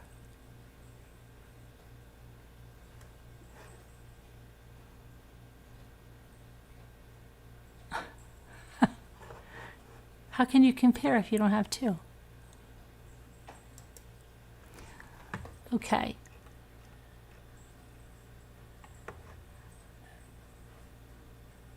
Oh, you're hurting me. Details always matter because I don't know where you're from. And I'm boring. Oh, really? Did your Fifis get hurt? Details always matter. You didn't hurt my Fifis.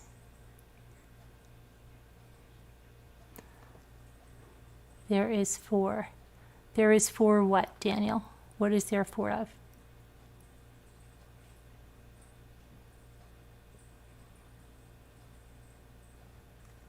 Hi, Karen Duffy. Hi, Backdoor. Carol, Dipper Vancouverden. Let's see.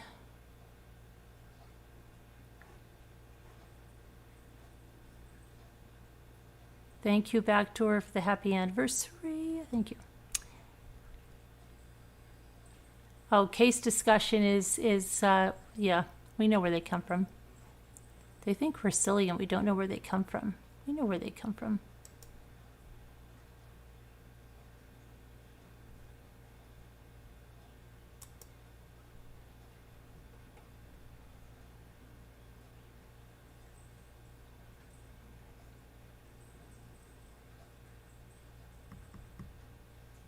Okay, I hope you feel better, Heather. Please, help me calm down so I could sleep. I love your voice. Thank you, Heather. That's very sweet. Very sweet. Thank you. All right, I'm going to open up the panel.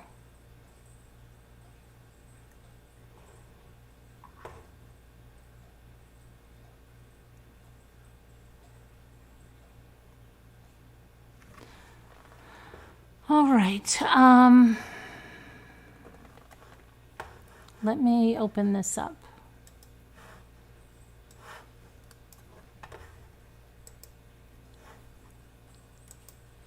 Invite, invite, invite, invite, invite, invite. Okay. All right.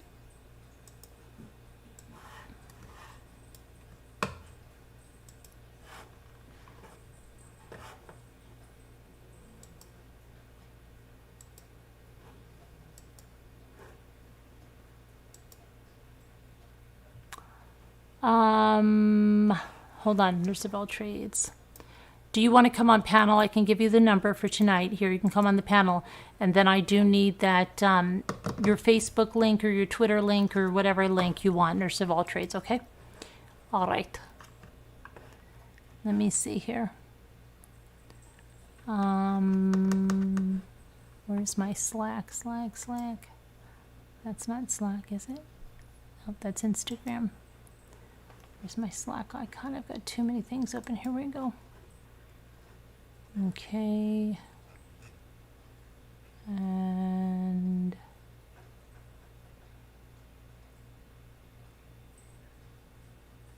how's Carol Boyce doing? Is she doing? Keep the prayers coming.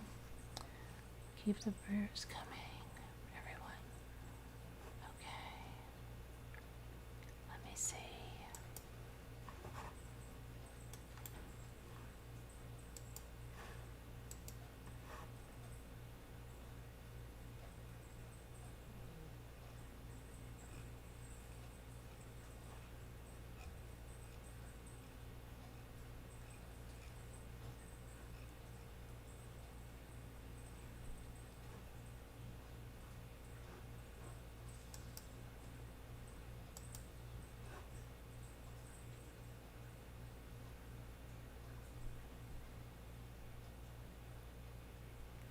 What?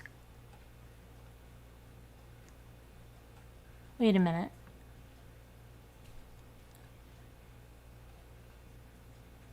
What is someone saying in here? Hold on a minute.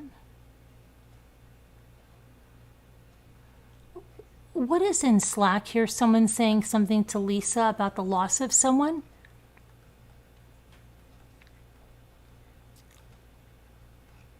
I am very confused. I think somebody... What?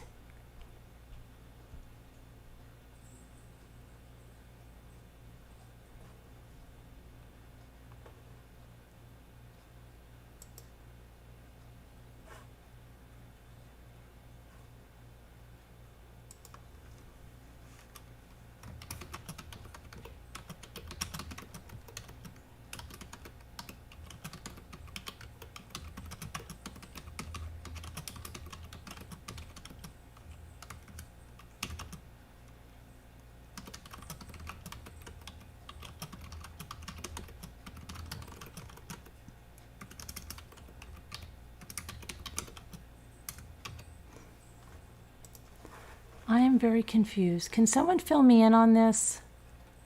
Does anybody know what I'm talking about? Hold on.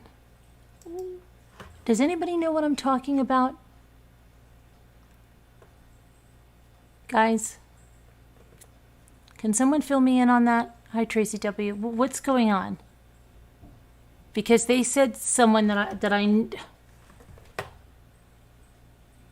Yes, Nana Patty? Somebody said, do you mean...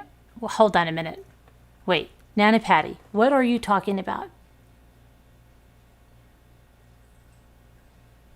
I'm so confused. Can someone please fill me in on this?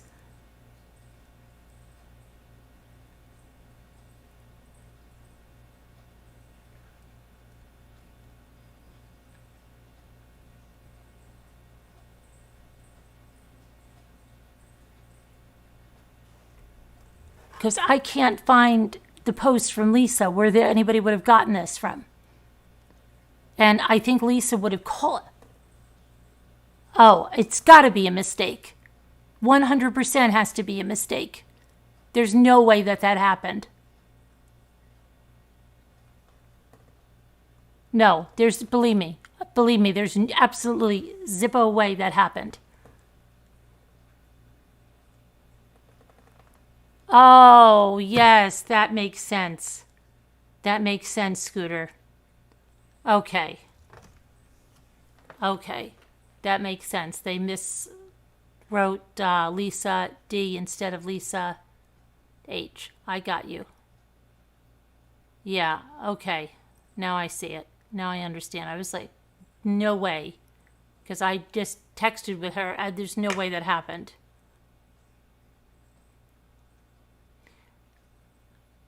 Yeah, it had to be the wrong Lisa.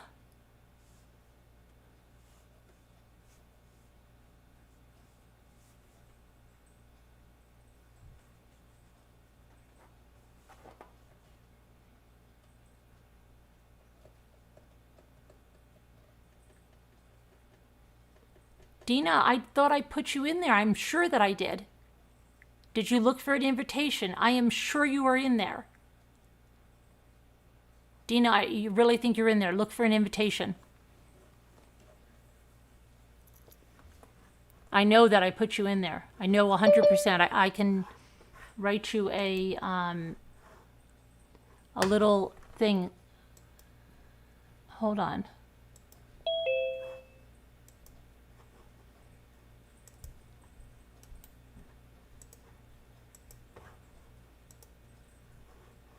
Let me see. I'm going to go in Slack right now and write a message to you. What's up? Hey, how are you? Oh, peachy keens. Hey, you know there was 4 pictures. I don't see 4 pictures. Yes. You got to click on it or something? Yeah. Well, you should put that down. You should click on them. No, everybody else saw 4. I didn't. Hold on. Go look. Oh, but okay, I see. Maybe my screen is my resolution on this page is really super huge. But mine are not showing. Okay? That's weird. Yeah, I could pull it up here and you could see. I see 1 picture. And then when I advance, it's a black screen. Hold on, now it's going. Oh, wait, no, now it's finally coming out. Hold on a minute. It's taking a long time to load here on my thing. Maybe I would. Not showing. Okay? That's weird. Yeah, I could pull it up here and see. I see 1 picture. Oh, And then when I black screen, now What are you doing with that up?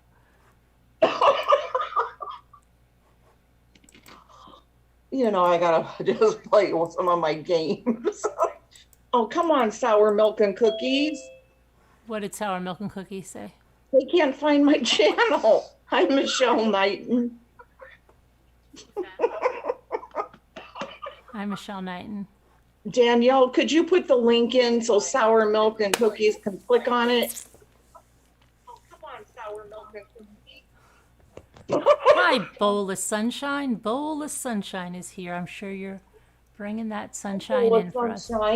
Hi, Bowl of Sunshine. Have you subscribed to everyone? Yeah, Bowl of Sunshine. Hi, Jeanette. Oh boy, we got Jeanette in the house, and she's got a temple going tonight. Oh, does she? Oh, yes. Let's get ready to rumble. Yeah, I cannot stay long because my, how do you say that? The cleaning lady is coming today, so she will be maybe about half an hour. But I want to say something.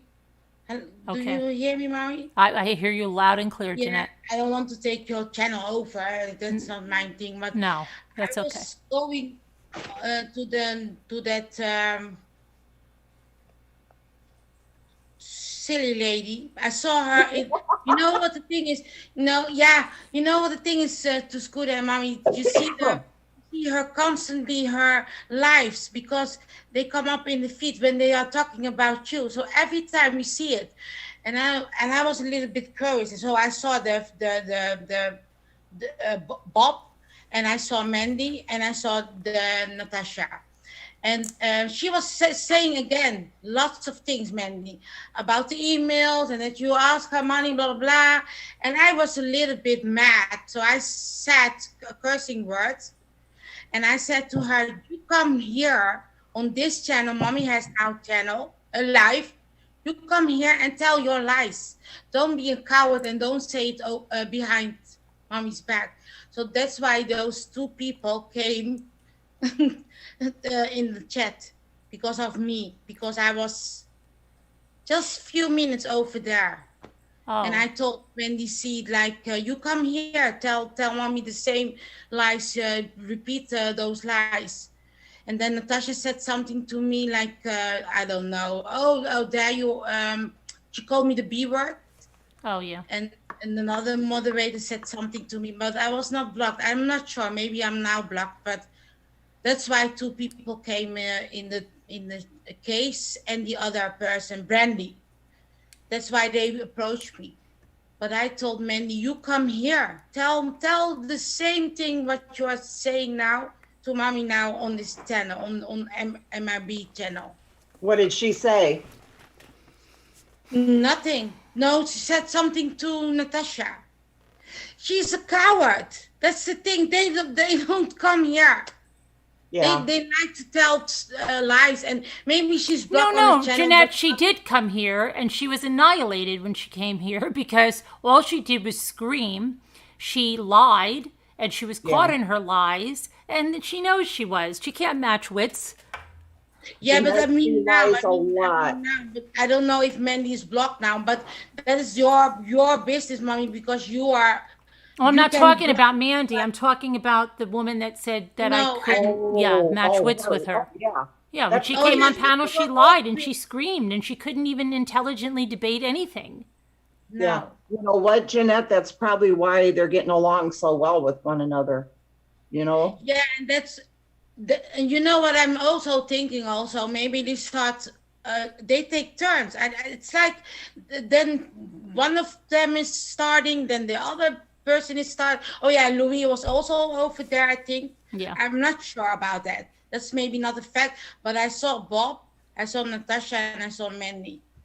And that's, but I was cursing her out very badly. Yeah. Well, Mandy lies a lot, Jeanette, because that one time a couple months ago when she made that video about me, she changed the whole scenario. Oh, she lied about me too when she came here and she said that I called her out, and everybody said she didn't call you out. She was trying to help you. She was trying to say somebody was after you.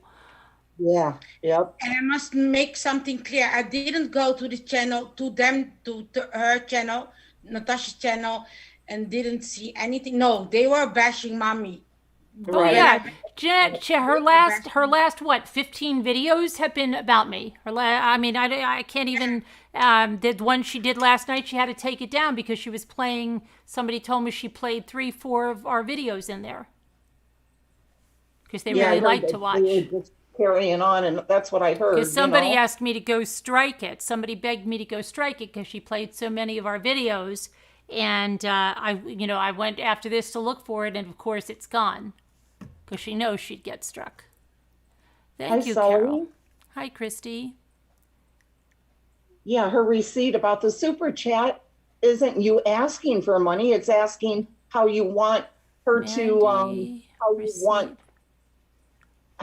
you want her to disperse the super chat. You know, was it meant for Sandy or whatever? Wait.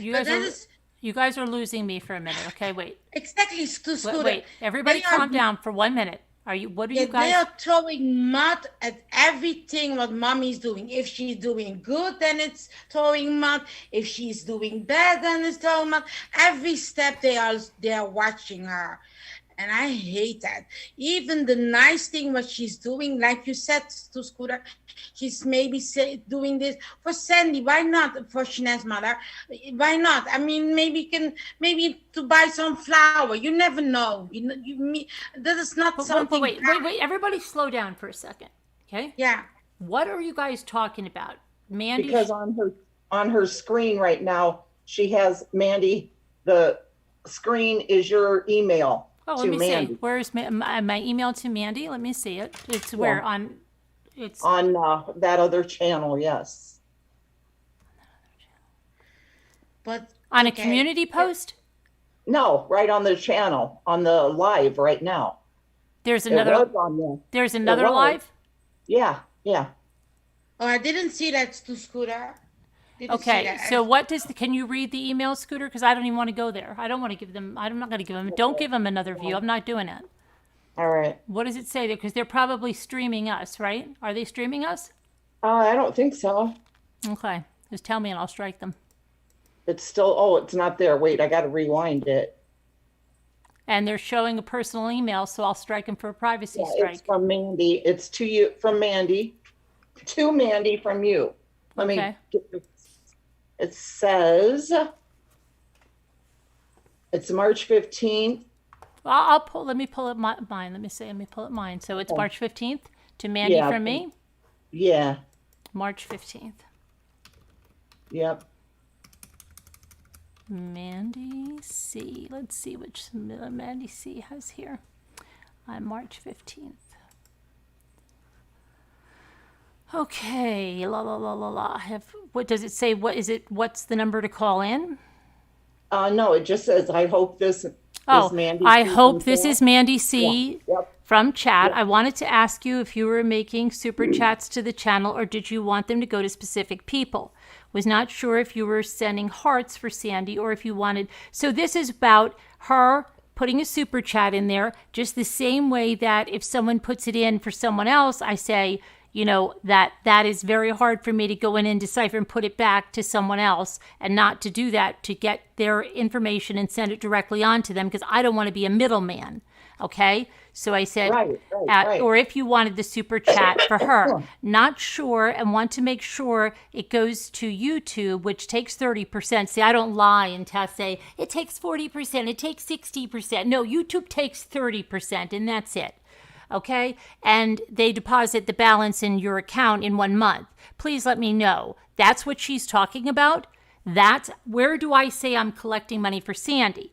Thank you for letting me know. I have no idea YouTube took that much, she said. This is Mandy replying to me. The super chats were for you. I asked Sandy in chat if there was any way I could donate for her, and she said there wasn't, but I'd really like to send her something. So, Mandy, where am I collecting money? Sandy told you with her own mouth. And so where am I collecting money through email for the Ruseks? How does that prove anything? Mandy? Oh, my goodness. Are you kidding me? Where does that? I know, isn't it dumb? Where does that? What? I know. Okay. You're Isn't that matching routine? wits. Where are you matching wits? Did she show her part of this? That's all I saw. I don't know. She didn't put, hey, Carolyn, thank you for letting me know. I had no idea YouTube took that much. The super chats were for you. I asked Sandy in chat if there was any way I could donate to her, and she said there wasn't, but I'd really like to send her something. Yeah, I didn't see that. Maybe she did, but I didn't see it there.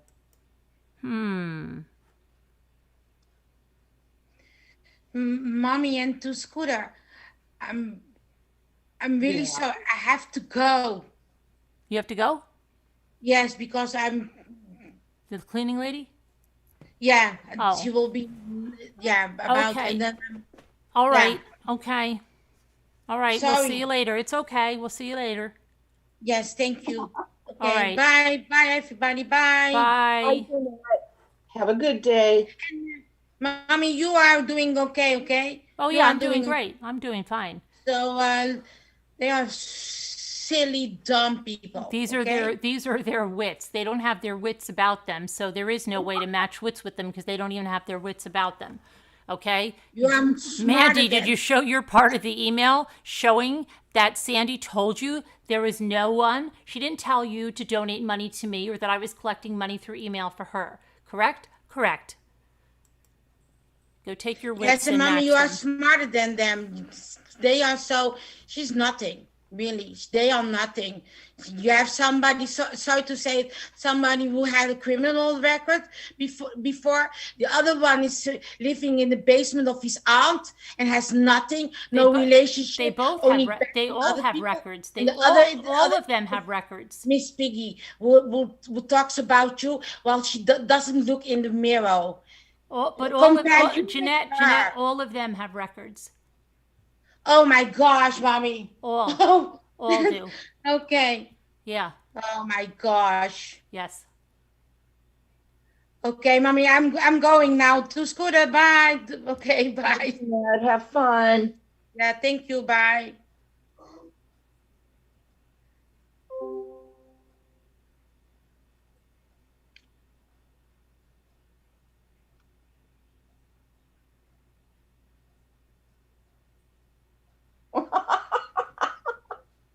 Oh, I think this is great.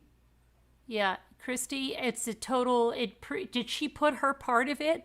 Because her part right there shows that I wasn't collecting anything for them through These emails. are all pictures from tonight, from both of you tonight. There's already a few comments under there. Yeah. Just don't even talk about what they're doing there, because you don't even give them hate views, because they get hate views and then they think, oh wow, look how many viewers we have, and not to mention their thumbs up or thumbs down. I was talking about my page. Yeah, I know, but they're saying like don't even say what she's doing. Has nearly. Oh yeah, I believe it. Problematic. I believe it. There's a lot of stuff out there. Yeah. When somebody has to say like, I've only been arrested one time, and it's like, okay, that's something you can hang your hat on, like a degree on the wall, but you're not using. Right. I am using mine. Thank you. Wow.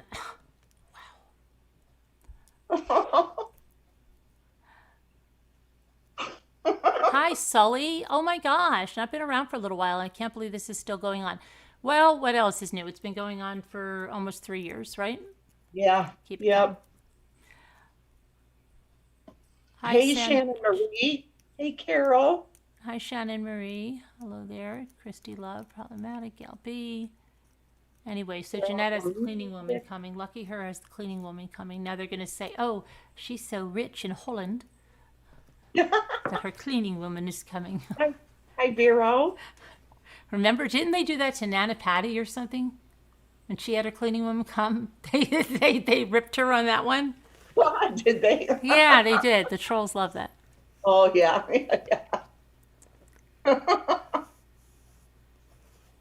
Not Carolyn's first rodeo, unfortunately, said Deborah. No. That's why she's got thick skin. Hey, Linda Gill. Yep, I know that. I know all about it. Problematic. I know about all the scams and all the people. Gail B. Don't you remember, Nana Patty, when you said that your cleaning woman was coming?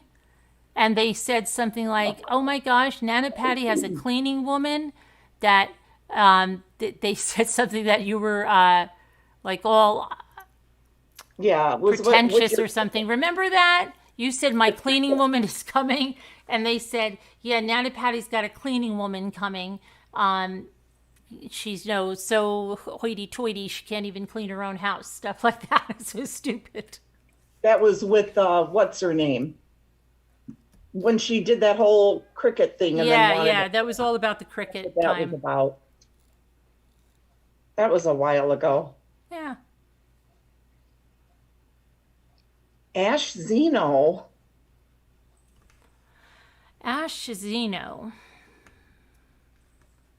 Hi, Jendo. 3 people who are always in drama are in that live. They're no, 3 people who are always in drama are in that live.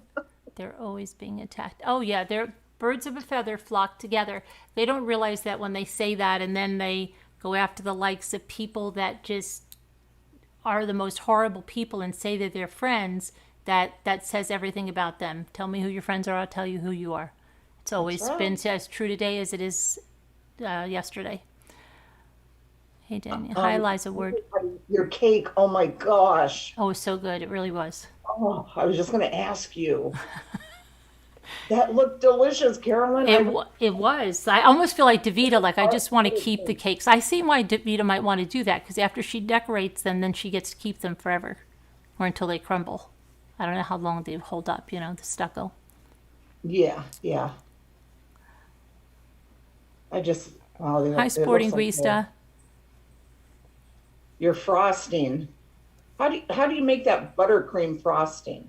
I did I made it, but years ago. Didn't you watch the tutorial?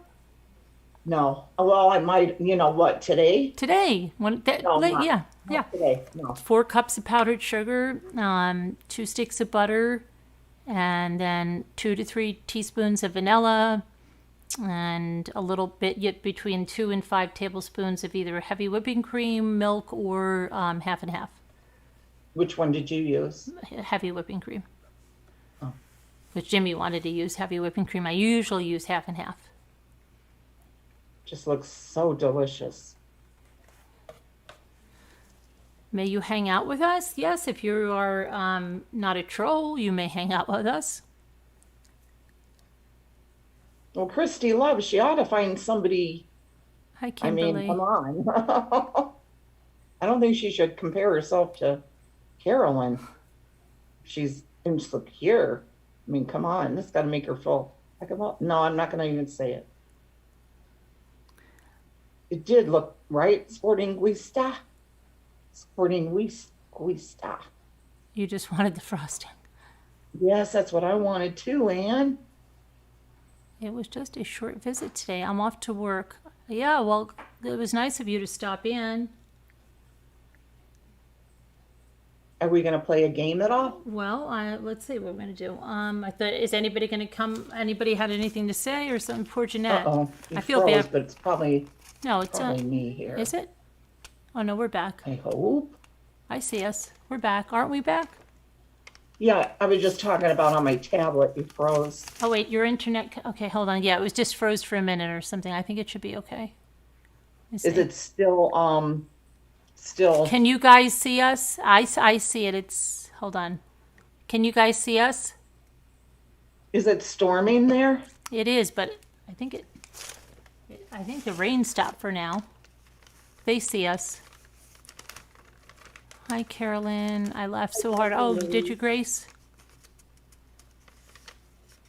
Did you?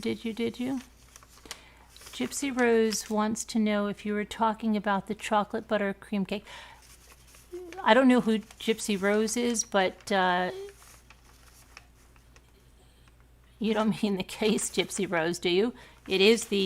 We are talking about the chocolate. It's actually the yellow cake with chocolate buttercream. When I come up there, will you make me the frosting? Okay. I will. Promise? I promise. You're getting like Davita now with the food requests. Oh, I will say that, oh boy, I told Sandy that she was laughing, that I dug up those, you should have seen. I was so scared. You know what is funny? And Sandy said she has never, ever used gloves when handling any of the Calla Lily stuff. Really? Even when she's popped the seeds out. She never knew anything. And I said, and she goes, you are hysterical that you were. So I said, you should have seen me today. I said, okay, guys, I'm going out now. I need everybody to leave me alone. I had my gloves on. I had a paper plate to put the seeds on because I didn't want to use anything that would get in the house. Like I was paranoid, and I'm thinking that yesterday I probably touched these things before I put my gloves out. They were on my kitchen counter.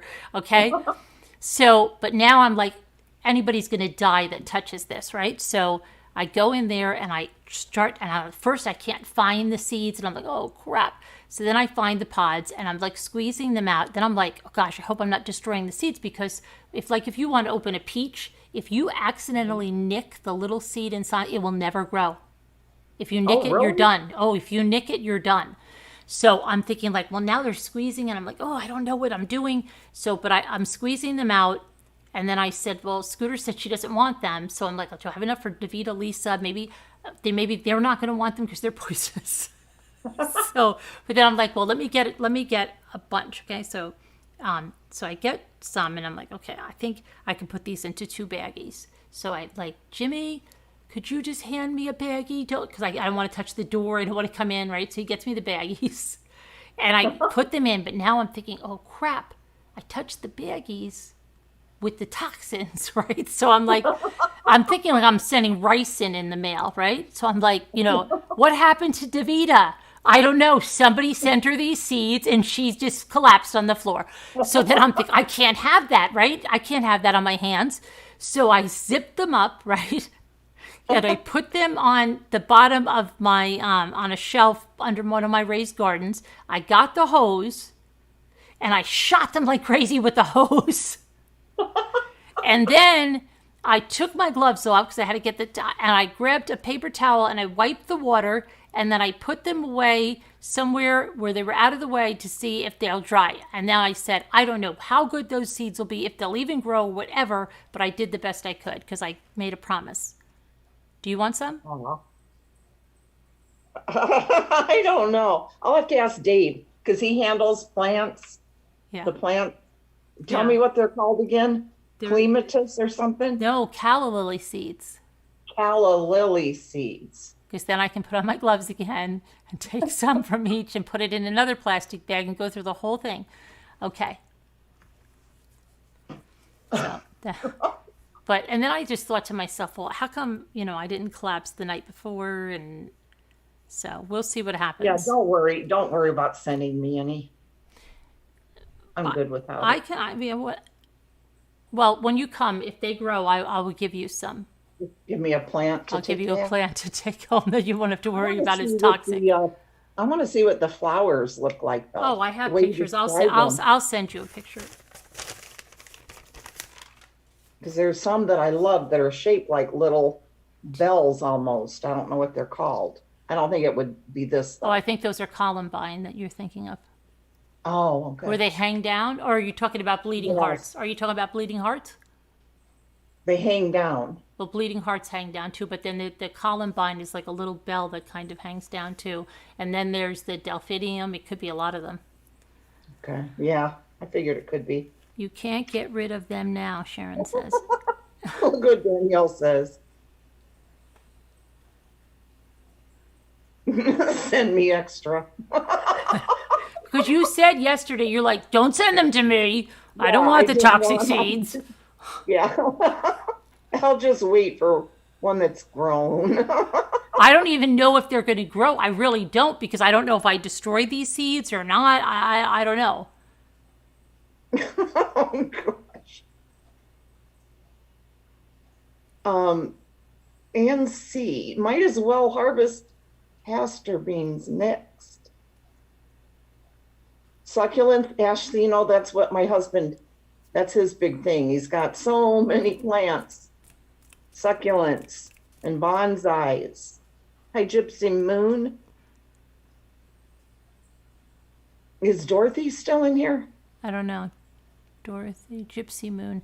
Is that who she meant? Gypsy Moon wanted to know if the cake. She said Gypsy Rose. Yes. I think she means Gypsy Moon. Hi, Gypsy Moon. Yeah, it was the cake tutorial. I have other cake tutorials. Ice cream cake, Gypsy Moon, and how to frost a rose swirl cake, and 2 ice cream cake videos. I just wanted to say that I did subscribe to their channel. Who? Where they do those long lives. Who? I was just wondering if they were Dorothy? Gonna do yeah. Oh, it's not Dorothy. It's Surviving, right? Yeah. Hi, Deborah. Should go in paper bags. They may sweat their toxins in plastic. Oh boy, Sharon. I don't know. Sharon, don't take them, Scooter. Sharon, what'd she say? Don't take them? Yeah, she said, don't take them. So out of control, Tracy's W is saying, let's see, Julianne says, please, just not that trivia game about gross stuff. I'm so grossed out. Okay.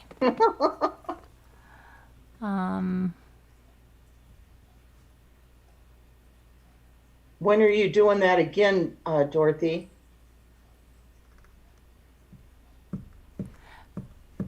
I like seeing how long they go.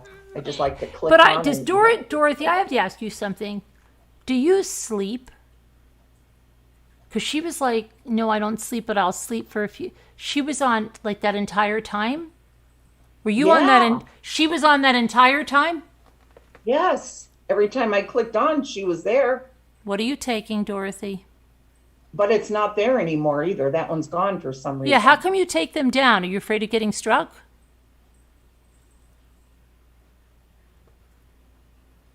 Jade? I have jade plants. Jade are nice plants. I like them. Yeah, Dave has those. One lady in town, she had a gift shop and she had this jade plant. It ended up being like a tree in the window. It was unfreaking believable. Wow. It was so big over the years.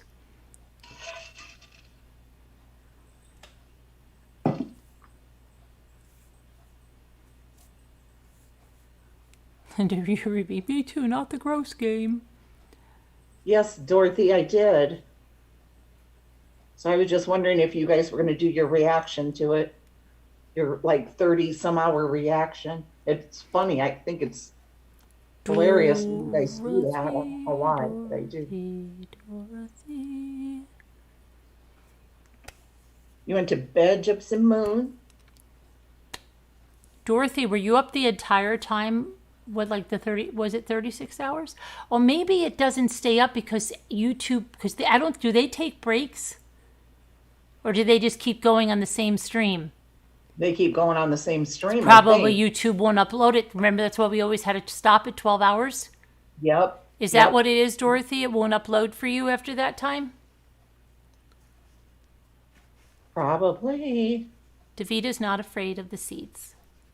Where is Davita? Oh, she's here. I hosed down those bags not to kill you, Davita, so you always remember that. Who took the care to hose down the bag so you wouldn't die when you opened it. Oh, these are lovely. Imagine if she was doing a live Happy Mail. Oh, these are boom.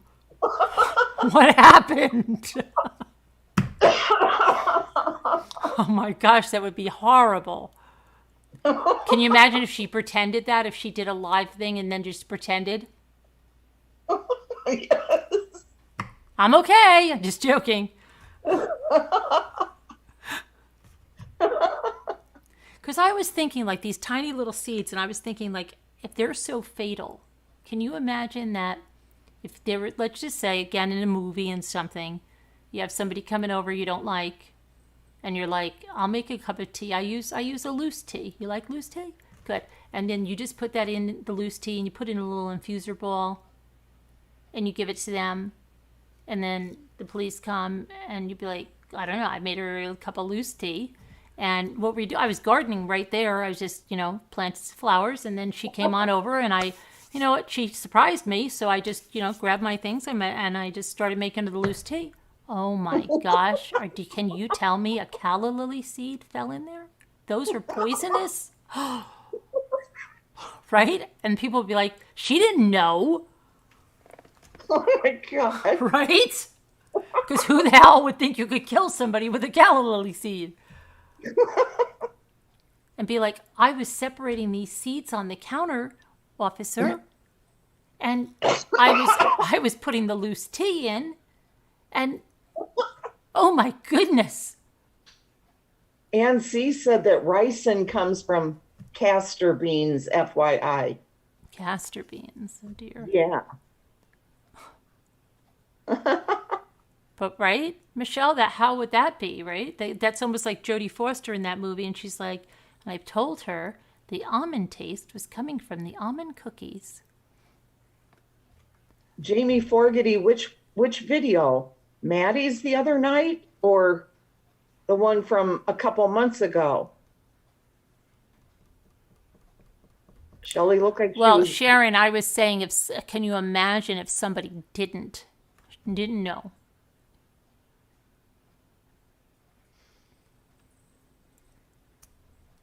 I want some of that frosting so bad. The Calla Lily murders. Yeah, Joe Montre, that would be good. The Calla Lily murders. She always has the most. And then you could have people driving by her house going like that. Mrs. Anderson always has the most beautiful calla lilies. They're gorgeous. And then, I could see that. right? And they're like, and then you'd Uh-oh. see her out Frozen like on this, my end again. like the cereal mom, right? And she'd be like, hi, and she'd have the hose while people are driving by. Hi, Yeah. everybody. Hi, Mrs. Anderson. Hi. I'll be Yeah. right back. And how about if everybody knew she had these calla lilies and she grew them in big patches? Let's say she was able to get these people out because it's not a bloody death or anything like that with the calla lily seeds. And she would be burying them in the yard and planting calla lilies on top of them, and nobody would think it was strange because she was always planting calla lilies. That'd be a good story. You should write that. I know. Don't steal my Moo, story come again. on. Moo, come on up. The calla lily murders. Come up and talk to us. I know DeVito will be calling. Come on up, Moo. Just for a few minutes. I could see the area too where I'd like to film the movie. Moo said she's not been coming in because she feels very self-conscious when she comes on. Why? Uh-oh, frozen again. Why? Why? Why does she feel self-conscious? Because she said people are making her feel that way. Who? Who's making her feel that way? I don't understand. She said people. People. Oh boy. People shouldn't be making her feel that way. Is it my internet that's freezing? I don't know. I think it might be the whole thing. Don't worry about it. It's fine. Okay. Stop, John Wasaki. I know, I'm making people think. But no, that's a good story. And I would like it in a big, like a brick colonial, but on a street where there are sidewalks and street lamps and upper middle class homes. And she would be out there with the hose, and it would be an immaculate yard. And she would have calla lilies all over in all different kinds of colors. And she would be winning flower contests. And she would always be digging out plants and bringing them to people. I think that would be good. The calla lily murders. It would make a good short story, but I really see it more in film because I could see that. And I'd like her to be kind of like Kathleen Turner was in Serial Mom. But a little bit more Joan Cleaver. And maybe have it set back in the day a bit. You know, maybe set in the 1950s. And they could wear those really nice dresses, and she would have that red polka dot skirt with the high waist and the belt and the white blouse, and she'd have red pumps on, and she would be standing on her walkway watering the calla lilies. I can see her now. She'd have a short haircut, kind of like a little flip in the back. And she'd see her husband off for work every morning, and she'd have his little, bye, honey, and she'd give him his briefcase and his overcoat. I see it, right, Joe Madre? A lot of quirky-ish music.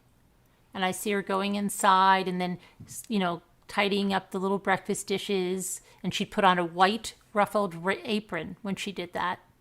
I see all this. And I see what the inside of the house looks like. I do like it set in the 50s, I do. And there would be less technology, too. So she would get away with it for longer. Did you see what Moo wrote? No, what? You want me to read it? Yeah. I was too busy visualizing. She got it all in caps. What my dear Scooter is saying is a load of crap with a K. Everybody. Oh, I thought you were serious. Okay. Where's Davida? Just listening tonight, my stomach's There's been a series of books that centers on cooking. I can't remember the author. Take something for it and call in. What does she have? Said her stomach's been hurting for the last 3 hours. Davita's. Oh, really? Yeah. Oh, gosh, I'm glad I didn't give you the calorie seeds yet. Oh no. Can you imagine that? What did you do? Well, I don't know, Carolyn. I just opened the Happy Mail, and then I planted the seeds, and now my stomach has been, I'm writhing in pain. Oh, gosh. No. Can we play that game for a little bit or no? They said that they don't want to play the gross game anymore. Oh, they don't? That's what they said. No, they didn't. They did. Linda Uribe and who else said no gross game? Julianne Gonzalez said no gross game. Hi, Lisa H. Hi, Lisa H. Again, Jamie Forgetty. I could ask some questions from mine if you want. Go ahead. Why, they really don't want that for They real? said no gross games. The Stepford Wives, Tracy W. Yeah, like a community like that. That would be perfect. But except it would just be the one woman. And then you would always see her and they'd go, where are you going? I would say Linda, but I don't know, Shirley, or I don't know, maybe her name would be Shirley back then. And she'd be like, oh, I'm going to drop these off at the nursing home. And they'd, oh, you're so great. She would be bringing the potted plants everywhere, you know. And then it could also be that, you know, what would really be good is when she went to the nursing home, let's say there was somebody in that nursing home she didn't like. Right. So when she brought the calla lilies in, she would just drop those seeds into someone's drink or something, and then she would leave, and nobody would connect that with her. Oh, wait a minute. Before we do that, I just thought of something. I have 3 items that I bought at the grocery store. See if you can guess what they are. Okay. Anybody in chat? All right. And they're heavy too. Oh, Are they- look through the bag. Are they balls? No, Oh. they're from the grocery store. Oh, an eggplant? No, Is it a fruit? no. Okay. Just Perishable? 3. Is it No, they're not perishable. You can hear them. Coke? Oh, One. Here's one. Here's another one.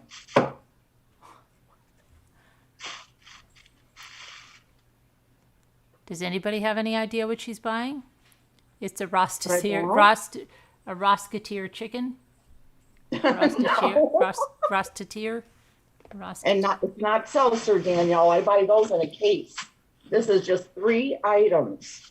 Bread, Lisa, come on. It's gonna be that hard. Here's one, okay? That's what it. Pickle. Somebody said pickles. Somebody's got it. Oh, wait a minute. The peppers? No. Pepperoncinis? No. Oh, Oh gosh, no. Somebody said spaghetti sauce. Yes. oh, okay. Now there's 2 more items.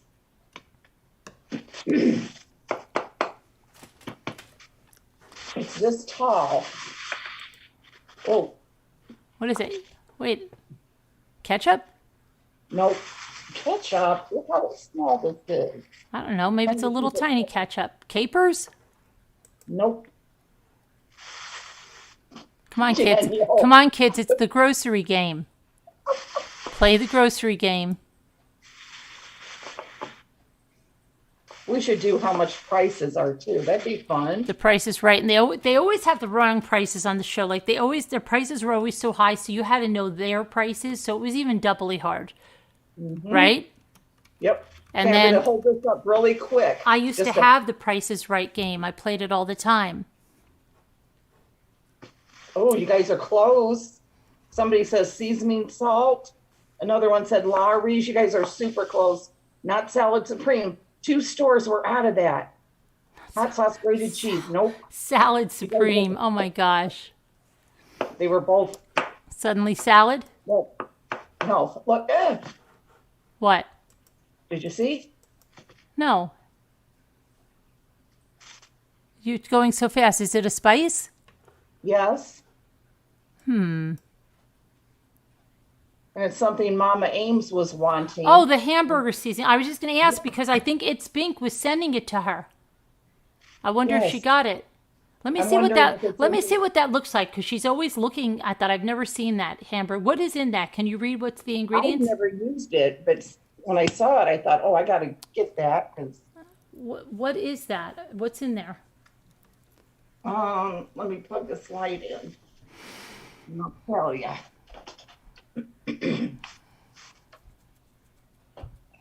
Whoa. Wow. That's big. I know, right? Yeah. Hi, Annie B. It is salt, onion, spices, including pepper, chili pepper, red bell pepper, sugar, garlic, grill flavor from sunflower oil and natural flavor. No MSG, right? Mm-mm. No. Well, that's good. Okay, one more. Yeah, you have their steak seasoning. Okay, and then there's one more thing. Not very big. Peanut butter? Nope. Artichoke hearts? Nope. Oh, can of beans? Can of potatoes? Nope. Close though. It's not baked beans? Nope. Not stewed tomatoes.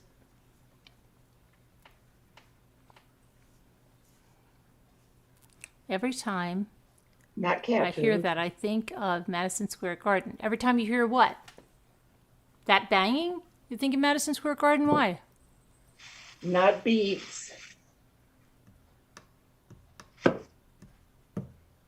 Olives, somebody said. Always has to have or he throws a fit. He has to have that or he throws a fit? Corn. Yes.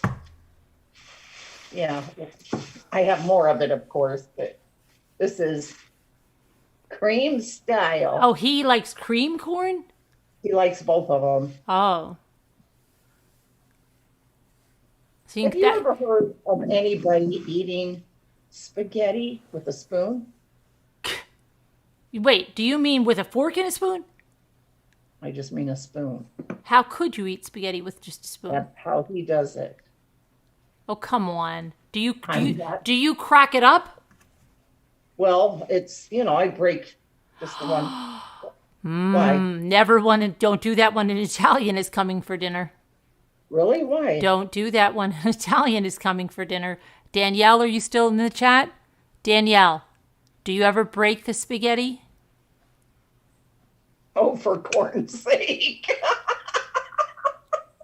I saw Little People, Big World. I saw her do that, and I was like, definitely no Italian in them. Well, because my pan isn't, it depends on what pan I'm using. Let's put it that way. I don't cut it up for him. Danielle, breaking the spaghetti is totally off. You can't do it. You cannot break the spaghetti. Lola Noble, oy vey. Never. Christy Love says, never break the darn spaghetti. You take it and you roll it into a spoon. But you never break the spaghetti. He eats it with a spoon, and it's a big spoon. How? I don't understand how you could heat spaghetti like that. I'll see him cutting it, in the dish. Oh, and then, oh boy. and that way he gets the sauce with it, with the tons of meat.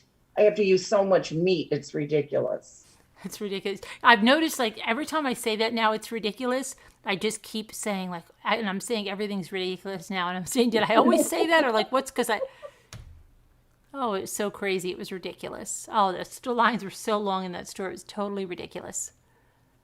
I am listening to the beginning of this live right now, and you did a great job expressing yourself. Perfect. I'm impressed. I said it in that chat that live was a joke. Yeah. Well, Dorothy, she has done her last, I don't even know how many videos are all about me, all about me, and yet says Obsessed I with can't you, do Carolyn. things on my own. She can't do anything without talking about someone else and bringing drama at all. Exactly. She cannot do anything on her own because, and she said herself, she won't have any views unless she's talking about someone else and creating drama. Oh, and Carolyn? Mm-hmm. Let me just say this. She is a horrible interviewer. Oh, I know. My gosh. I thought I was going to scream. It took her forever to even ask something because all she was doing was yelling at chat. And then her questions, she would drag them out. You wouldn't even take her like 5 minutes to get one And question. they normally, questions were back, the ones that I saw, because I saw her questions always back to about her. Like, oh, did someone say they shouldn't watch my channel? Is that what they said? Because always what affected her, not really what was anything. It was like she didn't even need the other one there, really, you know? Not good at all. Sorry. I had a friend that oh my gosh, her mother always, like, I would go over her house and she'd always have that cream corn on the table, and she's like, oh, that's from dinner. And I had never heard of cream corn in my life, and I still have never bought cream corn. But I did buy that new Mexican corn in the jar with the fire roasted peppers and stuff in it. Oh, really? Yeah. He would throw a fit if I had that. Well, he wouldn't eat that? No. Does he eat corn on the cob? Yeah, but he doesn't like it that much because it's too messy. Oh my God. That's why he won't eat ribs with barbecue sauce. Too messy. He doesn't eat ribs with barbecue sauce? He has to have them plain. He must not eat crab legs either. No. I do get him to eat lobster. He does like that.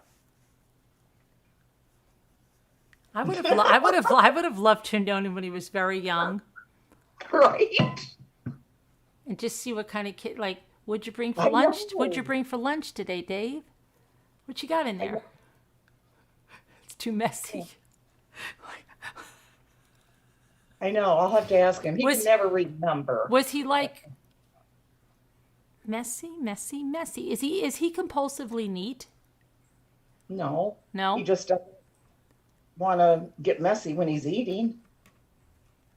But you don't think it's a sensory thing? Mm-mm. No. You just cut your corn off the cob, do you, Rosalita Marie? See, that seems messier to me, to cut it off the cob. Mm-hmm.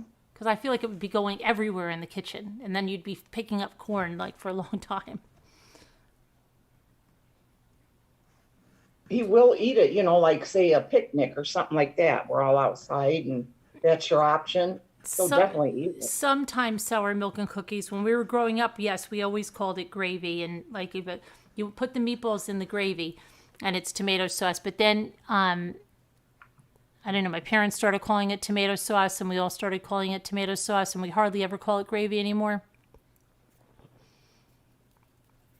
And see, he only started liking spaghetti in the last few years. He had never eaten pizza either until his second wife. I can't believe that. I just can't. What kid doesn't eat pizza? I know. Because it has a red sauce. He doesn't like sauces. See, my daughter didn't like, she thought she didn't like tomato sauce, and she would always have to have her spaghetti or pasta with butter. And so my parents always obliged her, and we always did it. But then I said, if you're missing Grandpa's tomato sauce, and you don't know what you're missing. And then she finally got onto it, but she always ate pizza. And I said, do you realize that's tomato sauce on pizza? But yeah. Deborah Vancouver didn't like a smorgasbord type thing when we used to go to those things. He'll get the plain meat, like if there's roast beef, if they're doing, steaks, and then he'll get like plain mashed potatoes. But he'll eat mashed potatoes, okay, all right. And then corn and a roll. And he might get salad, but his salad is plain. It'll be lettuce with like if they have those sprouts, they'll put that on there. Yeah, That's it. you know, he's probably like that guy. There used to be a commercial, I think it was for V8, and everywhere they went, all he got was meat. And then they were like at an Applebee's, and they go, "Here's your salads," and his salad is like just a taco salad. It's all meat. There's nothing else. And she's like, "What?" And he's "Is that your salad?" Yeah, that's it. It was just like a bowl of meat. Because he said, no, you know, "I'll have the taco salad, but I'll just have, you know, no lettuce, just give me the," and she just brought out like a bowl of meat. And the other lady's got this really nice garden salad coming out. That's probably Dave.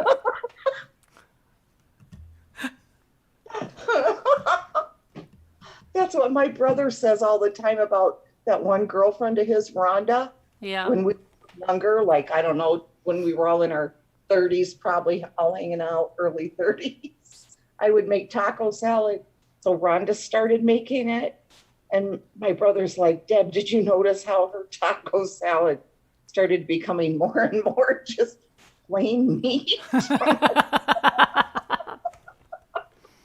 didn't really remember that, but he always laughs about that. Oh my gosh. Annie B says, "It's so hard living with a picky eater. My daughter's boyfriend is so picky. It reminds me of Dave." Yes, and Annie B. Dave will never eat. He has never eaten ketchup, never eaten mustard. He would throw a fit. He won't eat pickles, olives, black olives, nothing like that. Nothing like It's not fun. I don't think so. Just my watch just gave me a reminder to charge it before going to bed, it said. So I guess we're not doing a game because it is getting late for you, huh? No, I'm putting it think on. she I'll was. stay on for a few more minutes, but they said they don't want it. Okay. Hi, Roots Calhoun. Yo, yo, I yo. was just going to say that, Ruth Calhoun. Hi, Karen Duffy. I know. Let's see if we can say everybody's name, but not say the same one. Okay. You know what I mean? Not really. Like you say a name and then I'll say a name. You say a name, I'll say a Oh, name. Karen People in Duffy. chat. Karen Duffy. I already said that. Oh, you did? Lisa H. Christy Love. Joe Madre. Roots Callahan. A Heart Made Wise. Sour Milk and Cookies. Joyce Miller. Tracy W. Jamie Fogarty. Dorothy Marie Recovery Support. Danielle C. I was just going to say that one. Joyce Miller. Did you say Joyce Miller? I said that. You lost. Oh, gosh. Okay, let's try again. Okay. Go. All right. Annie B. Carol. Michelle Niter. Dina Elizabeth. A Heart Made Wise. Uh, What? Well, I thought we were starting a new game. oh, we can repeat that? Okay. Yeah, because we will not remember what we said before. Okay. Oh, and this doesn't count because I'm just saying happy birthday, Karen Duffy. Happy birthday, Karen Duffy. Okay, let's start again. Then I start again. Gail B. Dorothy Marie Recovery Support. Dean Elizabeth. Kathy. LMW 50. Roots Calhoun. Carol. Lisa H. Shannon Marie. Michelle Knighton. Sporting Guista. Dina Elizabeth. Ann C. Deborah Van Couverton. Proverbs in Tupac. LMNW 50. Lola Noble. Annie B. Joe Madre.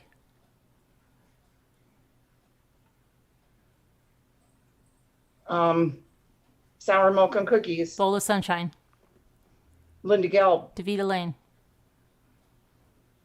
She's not in here. That's cheating. No, she's here. She's here. Davita Lane. Look at 3:12 a.m. Okay, Mula 2. Okay. Now you threw me off my game. That wasn't nice. Nightbot.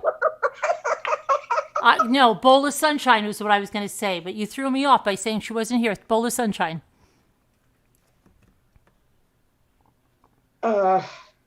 Grace Stewart. John Wasaki. Rosalita Marie. Justin.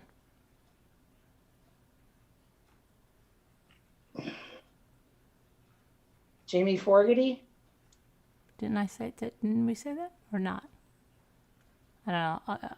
Maybe we didn't. I don't know. Okay, I'll go. Let's see. Linda Gelb. Joni Marie. Roots Callahan. Calhoun. Then backwards. Yes, let's do it backwards, Carolyn. Stop. It's crazy. Yeah, let's do. What do you mean backwards? Like they're They're the last name first, but some of them don't have last names, like Madre Joe. Oh, Mary Tackett. Tackett Mary. Or how? Tracy. Or wait, I know a better game. How about you have to? The other person can't look at the chat when you're doing it, and you call out the person's last name, and they have to give you the first name. Like I would say to you, Elizabeth, and you'd have to say Dina. Okay. All right. But you can't look at the chat when the person that's calling it. So if it's my turn, you can't look at the chat. If it's your turn, I can't look at the chat. Okay. Okay, I'll go first. Let me see. Let me go first this time. Noble. Lola. Okay, I'm not looking. Go ahead.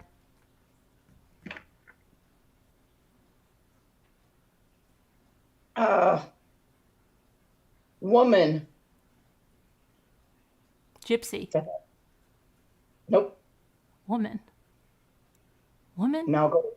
Now you ask me. Who is that? Different. I really don't know who's woman. Texas. Texas woman is here? Uh-huh. Well, I didn't see her. Okay. Knighton. Michelle. Okay. No looking. I'm not looking. Warren. Mary. Mm-hmm. Okay.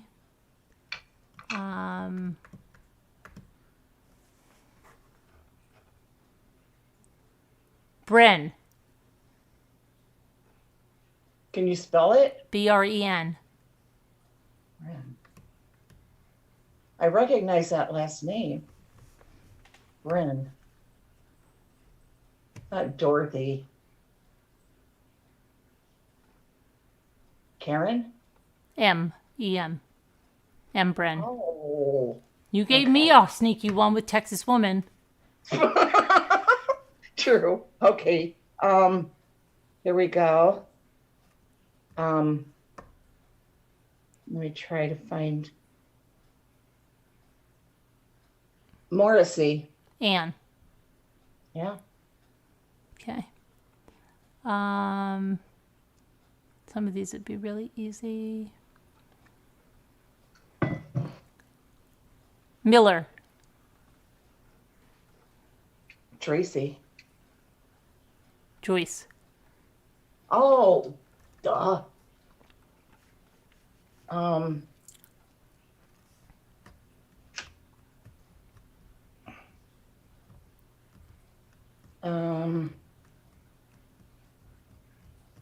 Let's see.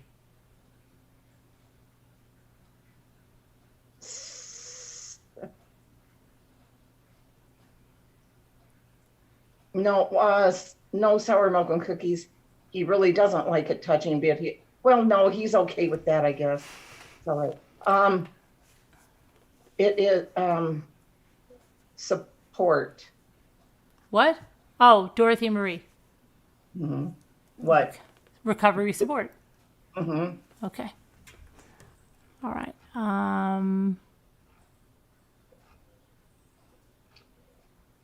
B. Tracy. Annie. Oh. So you're getting me.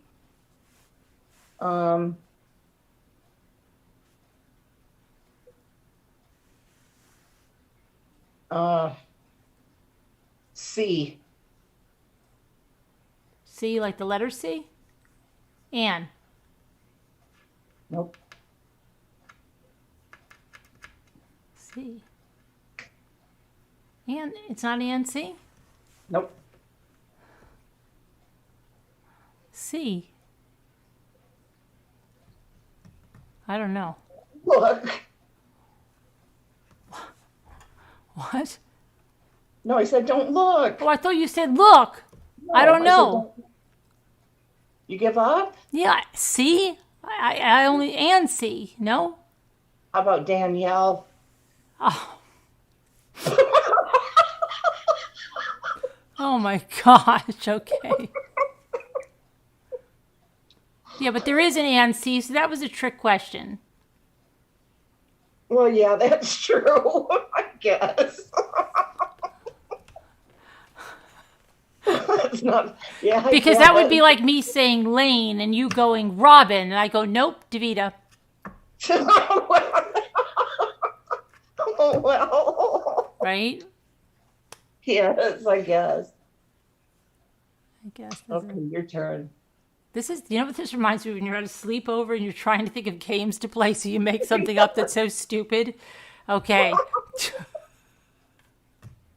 is so dumb. Okay. It is. It is, yes. I'm not looking. Langevin. Justin. Okay. I feel like we're playing password, and the password is Oh yeah. Langevin. That'd be good. Justin. That'd be fun. We did play password, didn't we? That time we did try it. Oh, we did. Yes. Yeah. We Yeah. had teams and stuff. And the password is we did play password. Okay, I got one for Forgot you. about that. Beth. What? Beth. Oh, Beth is the last name? Yep. Lori? Nope. Your subscribers, Well, Lori Beth is one. right? It's not her. Mary. Nope.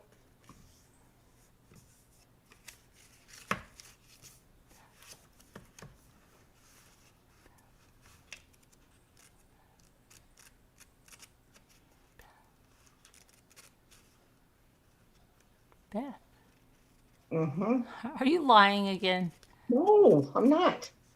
Don't look. I'm not looking. I'm looking. I'm trying to think. Beth. You were looking. You were I'm looking not. at the screen. Yes, you were. You were. I took a look, but just thought I went this way because I already met, but it wasn't even up there. See, you're looking again. I am, but it's not even up there. I've got Justin, Yeah, but Annie it B, will Christy be. Love, Fogarty, Danielle, Michelle, A Heart Made Wise, Danielle, and Deborah Vancouverton. So I can't even, not looking at the screen means nothing.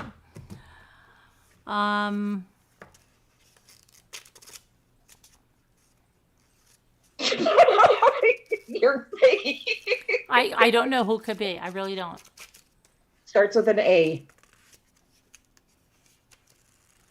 Annie? Amy? No. Uh-uh. Beth. Nope, don't look. I'm not, there's nothing to look at. Beth. Beth.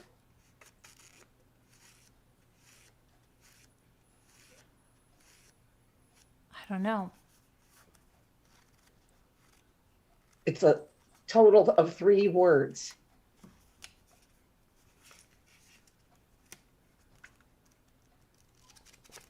Oh, wait a minute. Now I think I remember.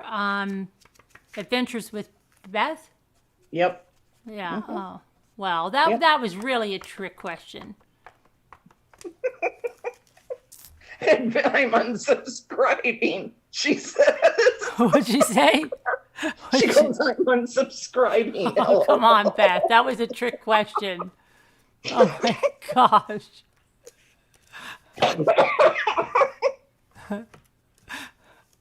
Oh my goodness.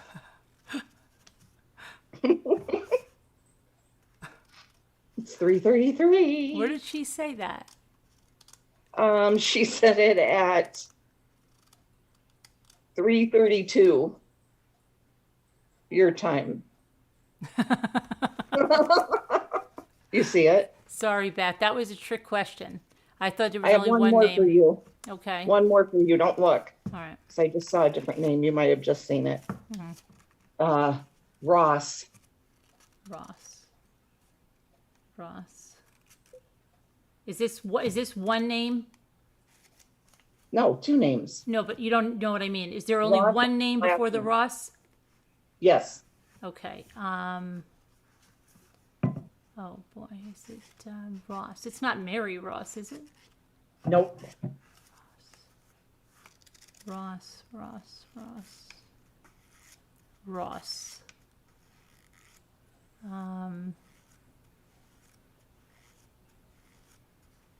Bob? No. Ross. Is this a new person? I don't think so. Cindy? Nope. Tracy? Nope. Oh, Diana? Nope.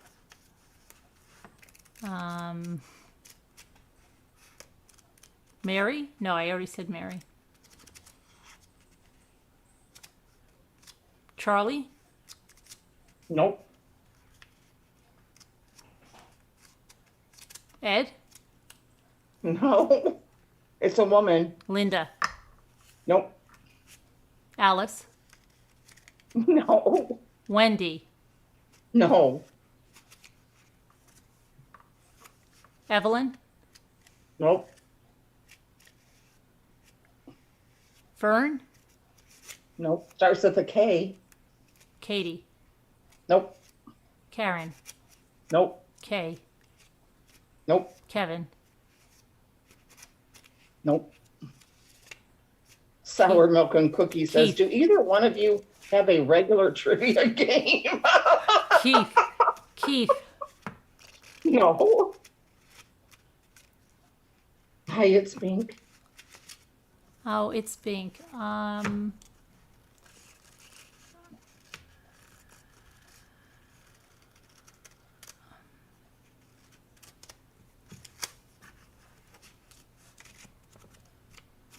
Kitty?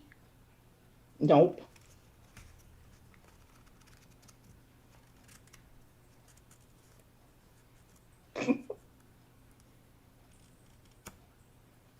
I don't know. Kendra. Kendra Ross? Uh-huh. You look Carolyn really is just tired. going through the alphabet. I was, Michelle.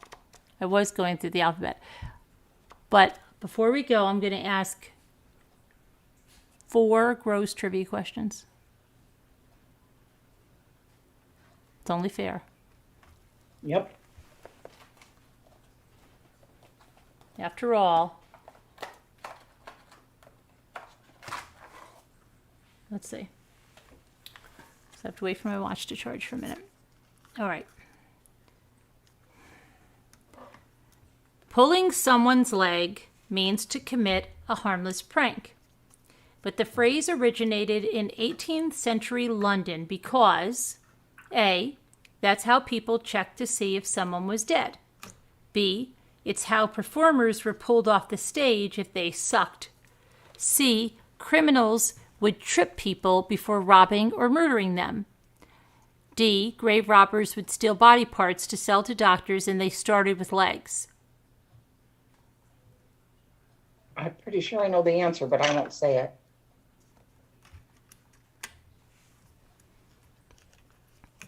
Pulling someone's leg means to commit a harmless prank, but the phrase originated in 18th century London because A, that's how people checked to see if someone was dead. B, it's how performers were pulled off stage if they sucked. C, criminals would trip people before robbing and murdering them. Or D, grave robbers would steal body parts to sell to doctors and they started with legs. Okay. I say B.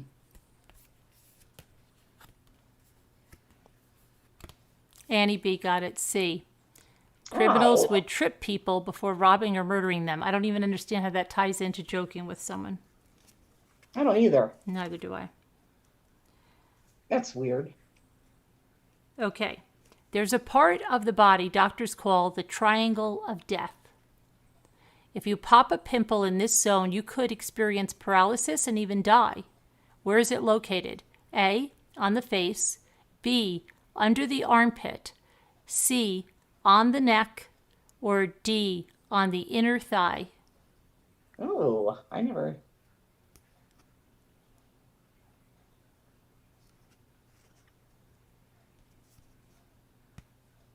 Good night, Linda. Good night, Linda. These aren't too gross tonight.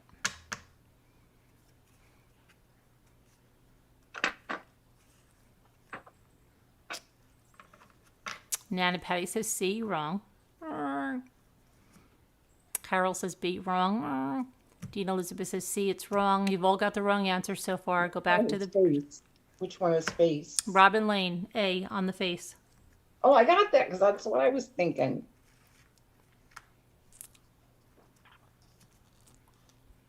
Where is it though? Where's the triangle of death? I don't know. Maybe it could be in your temple?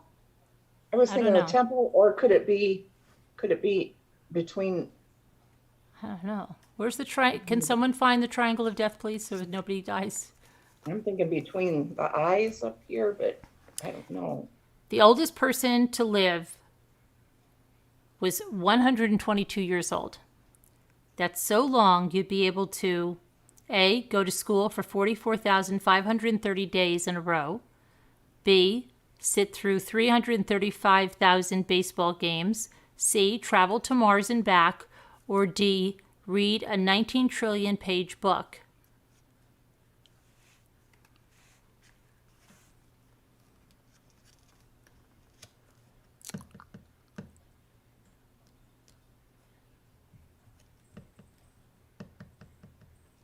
It's inside your nose, Johnny Wasaki? Thank you, John Wasaki. Oh, inside the nose. Wow. Triangle of death. Ooh.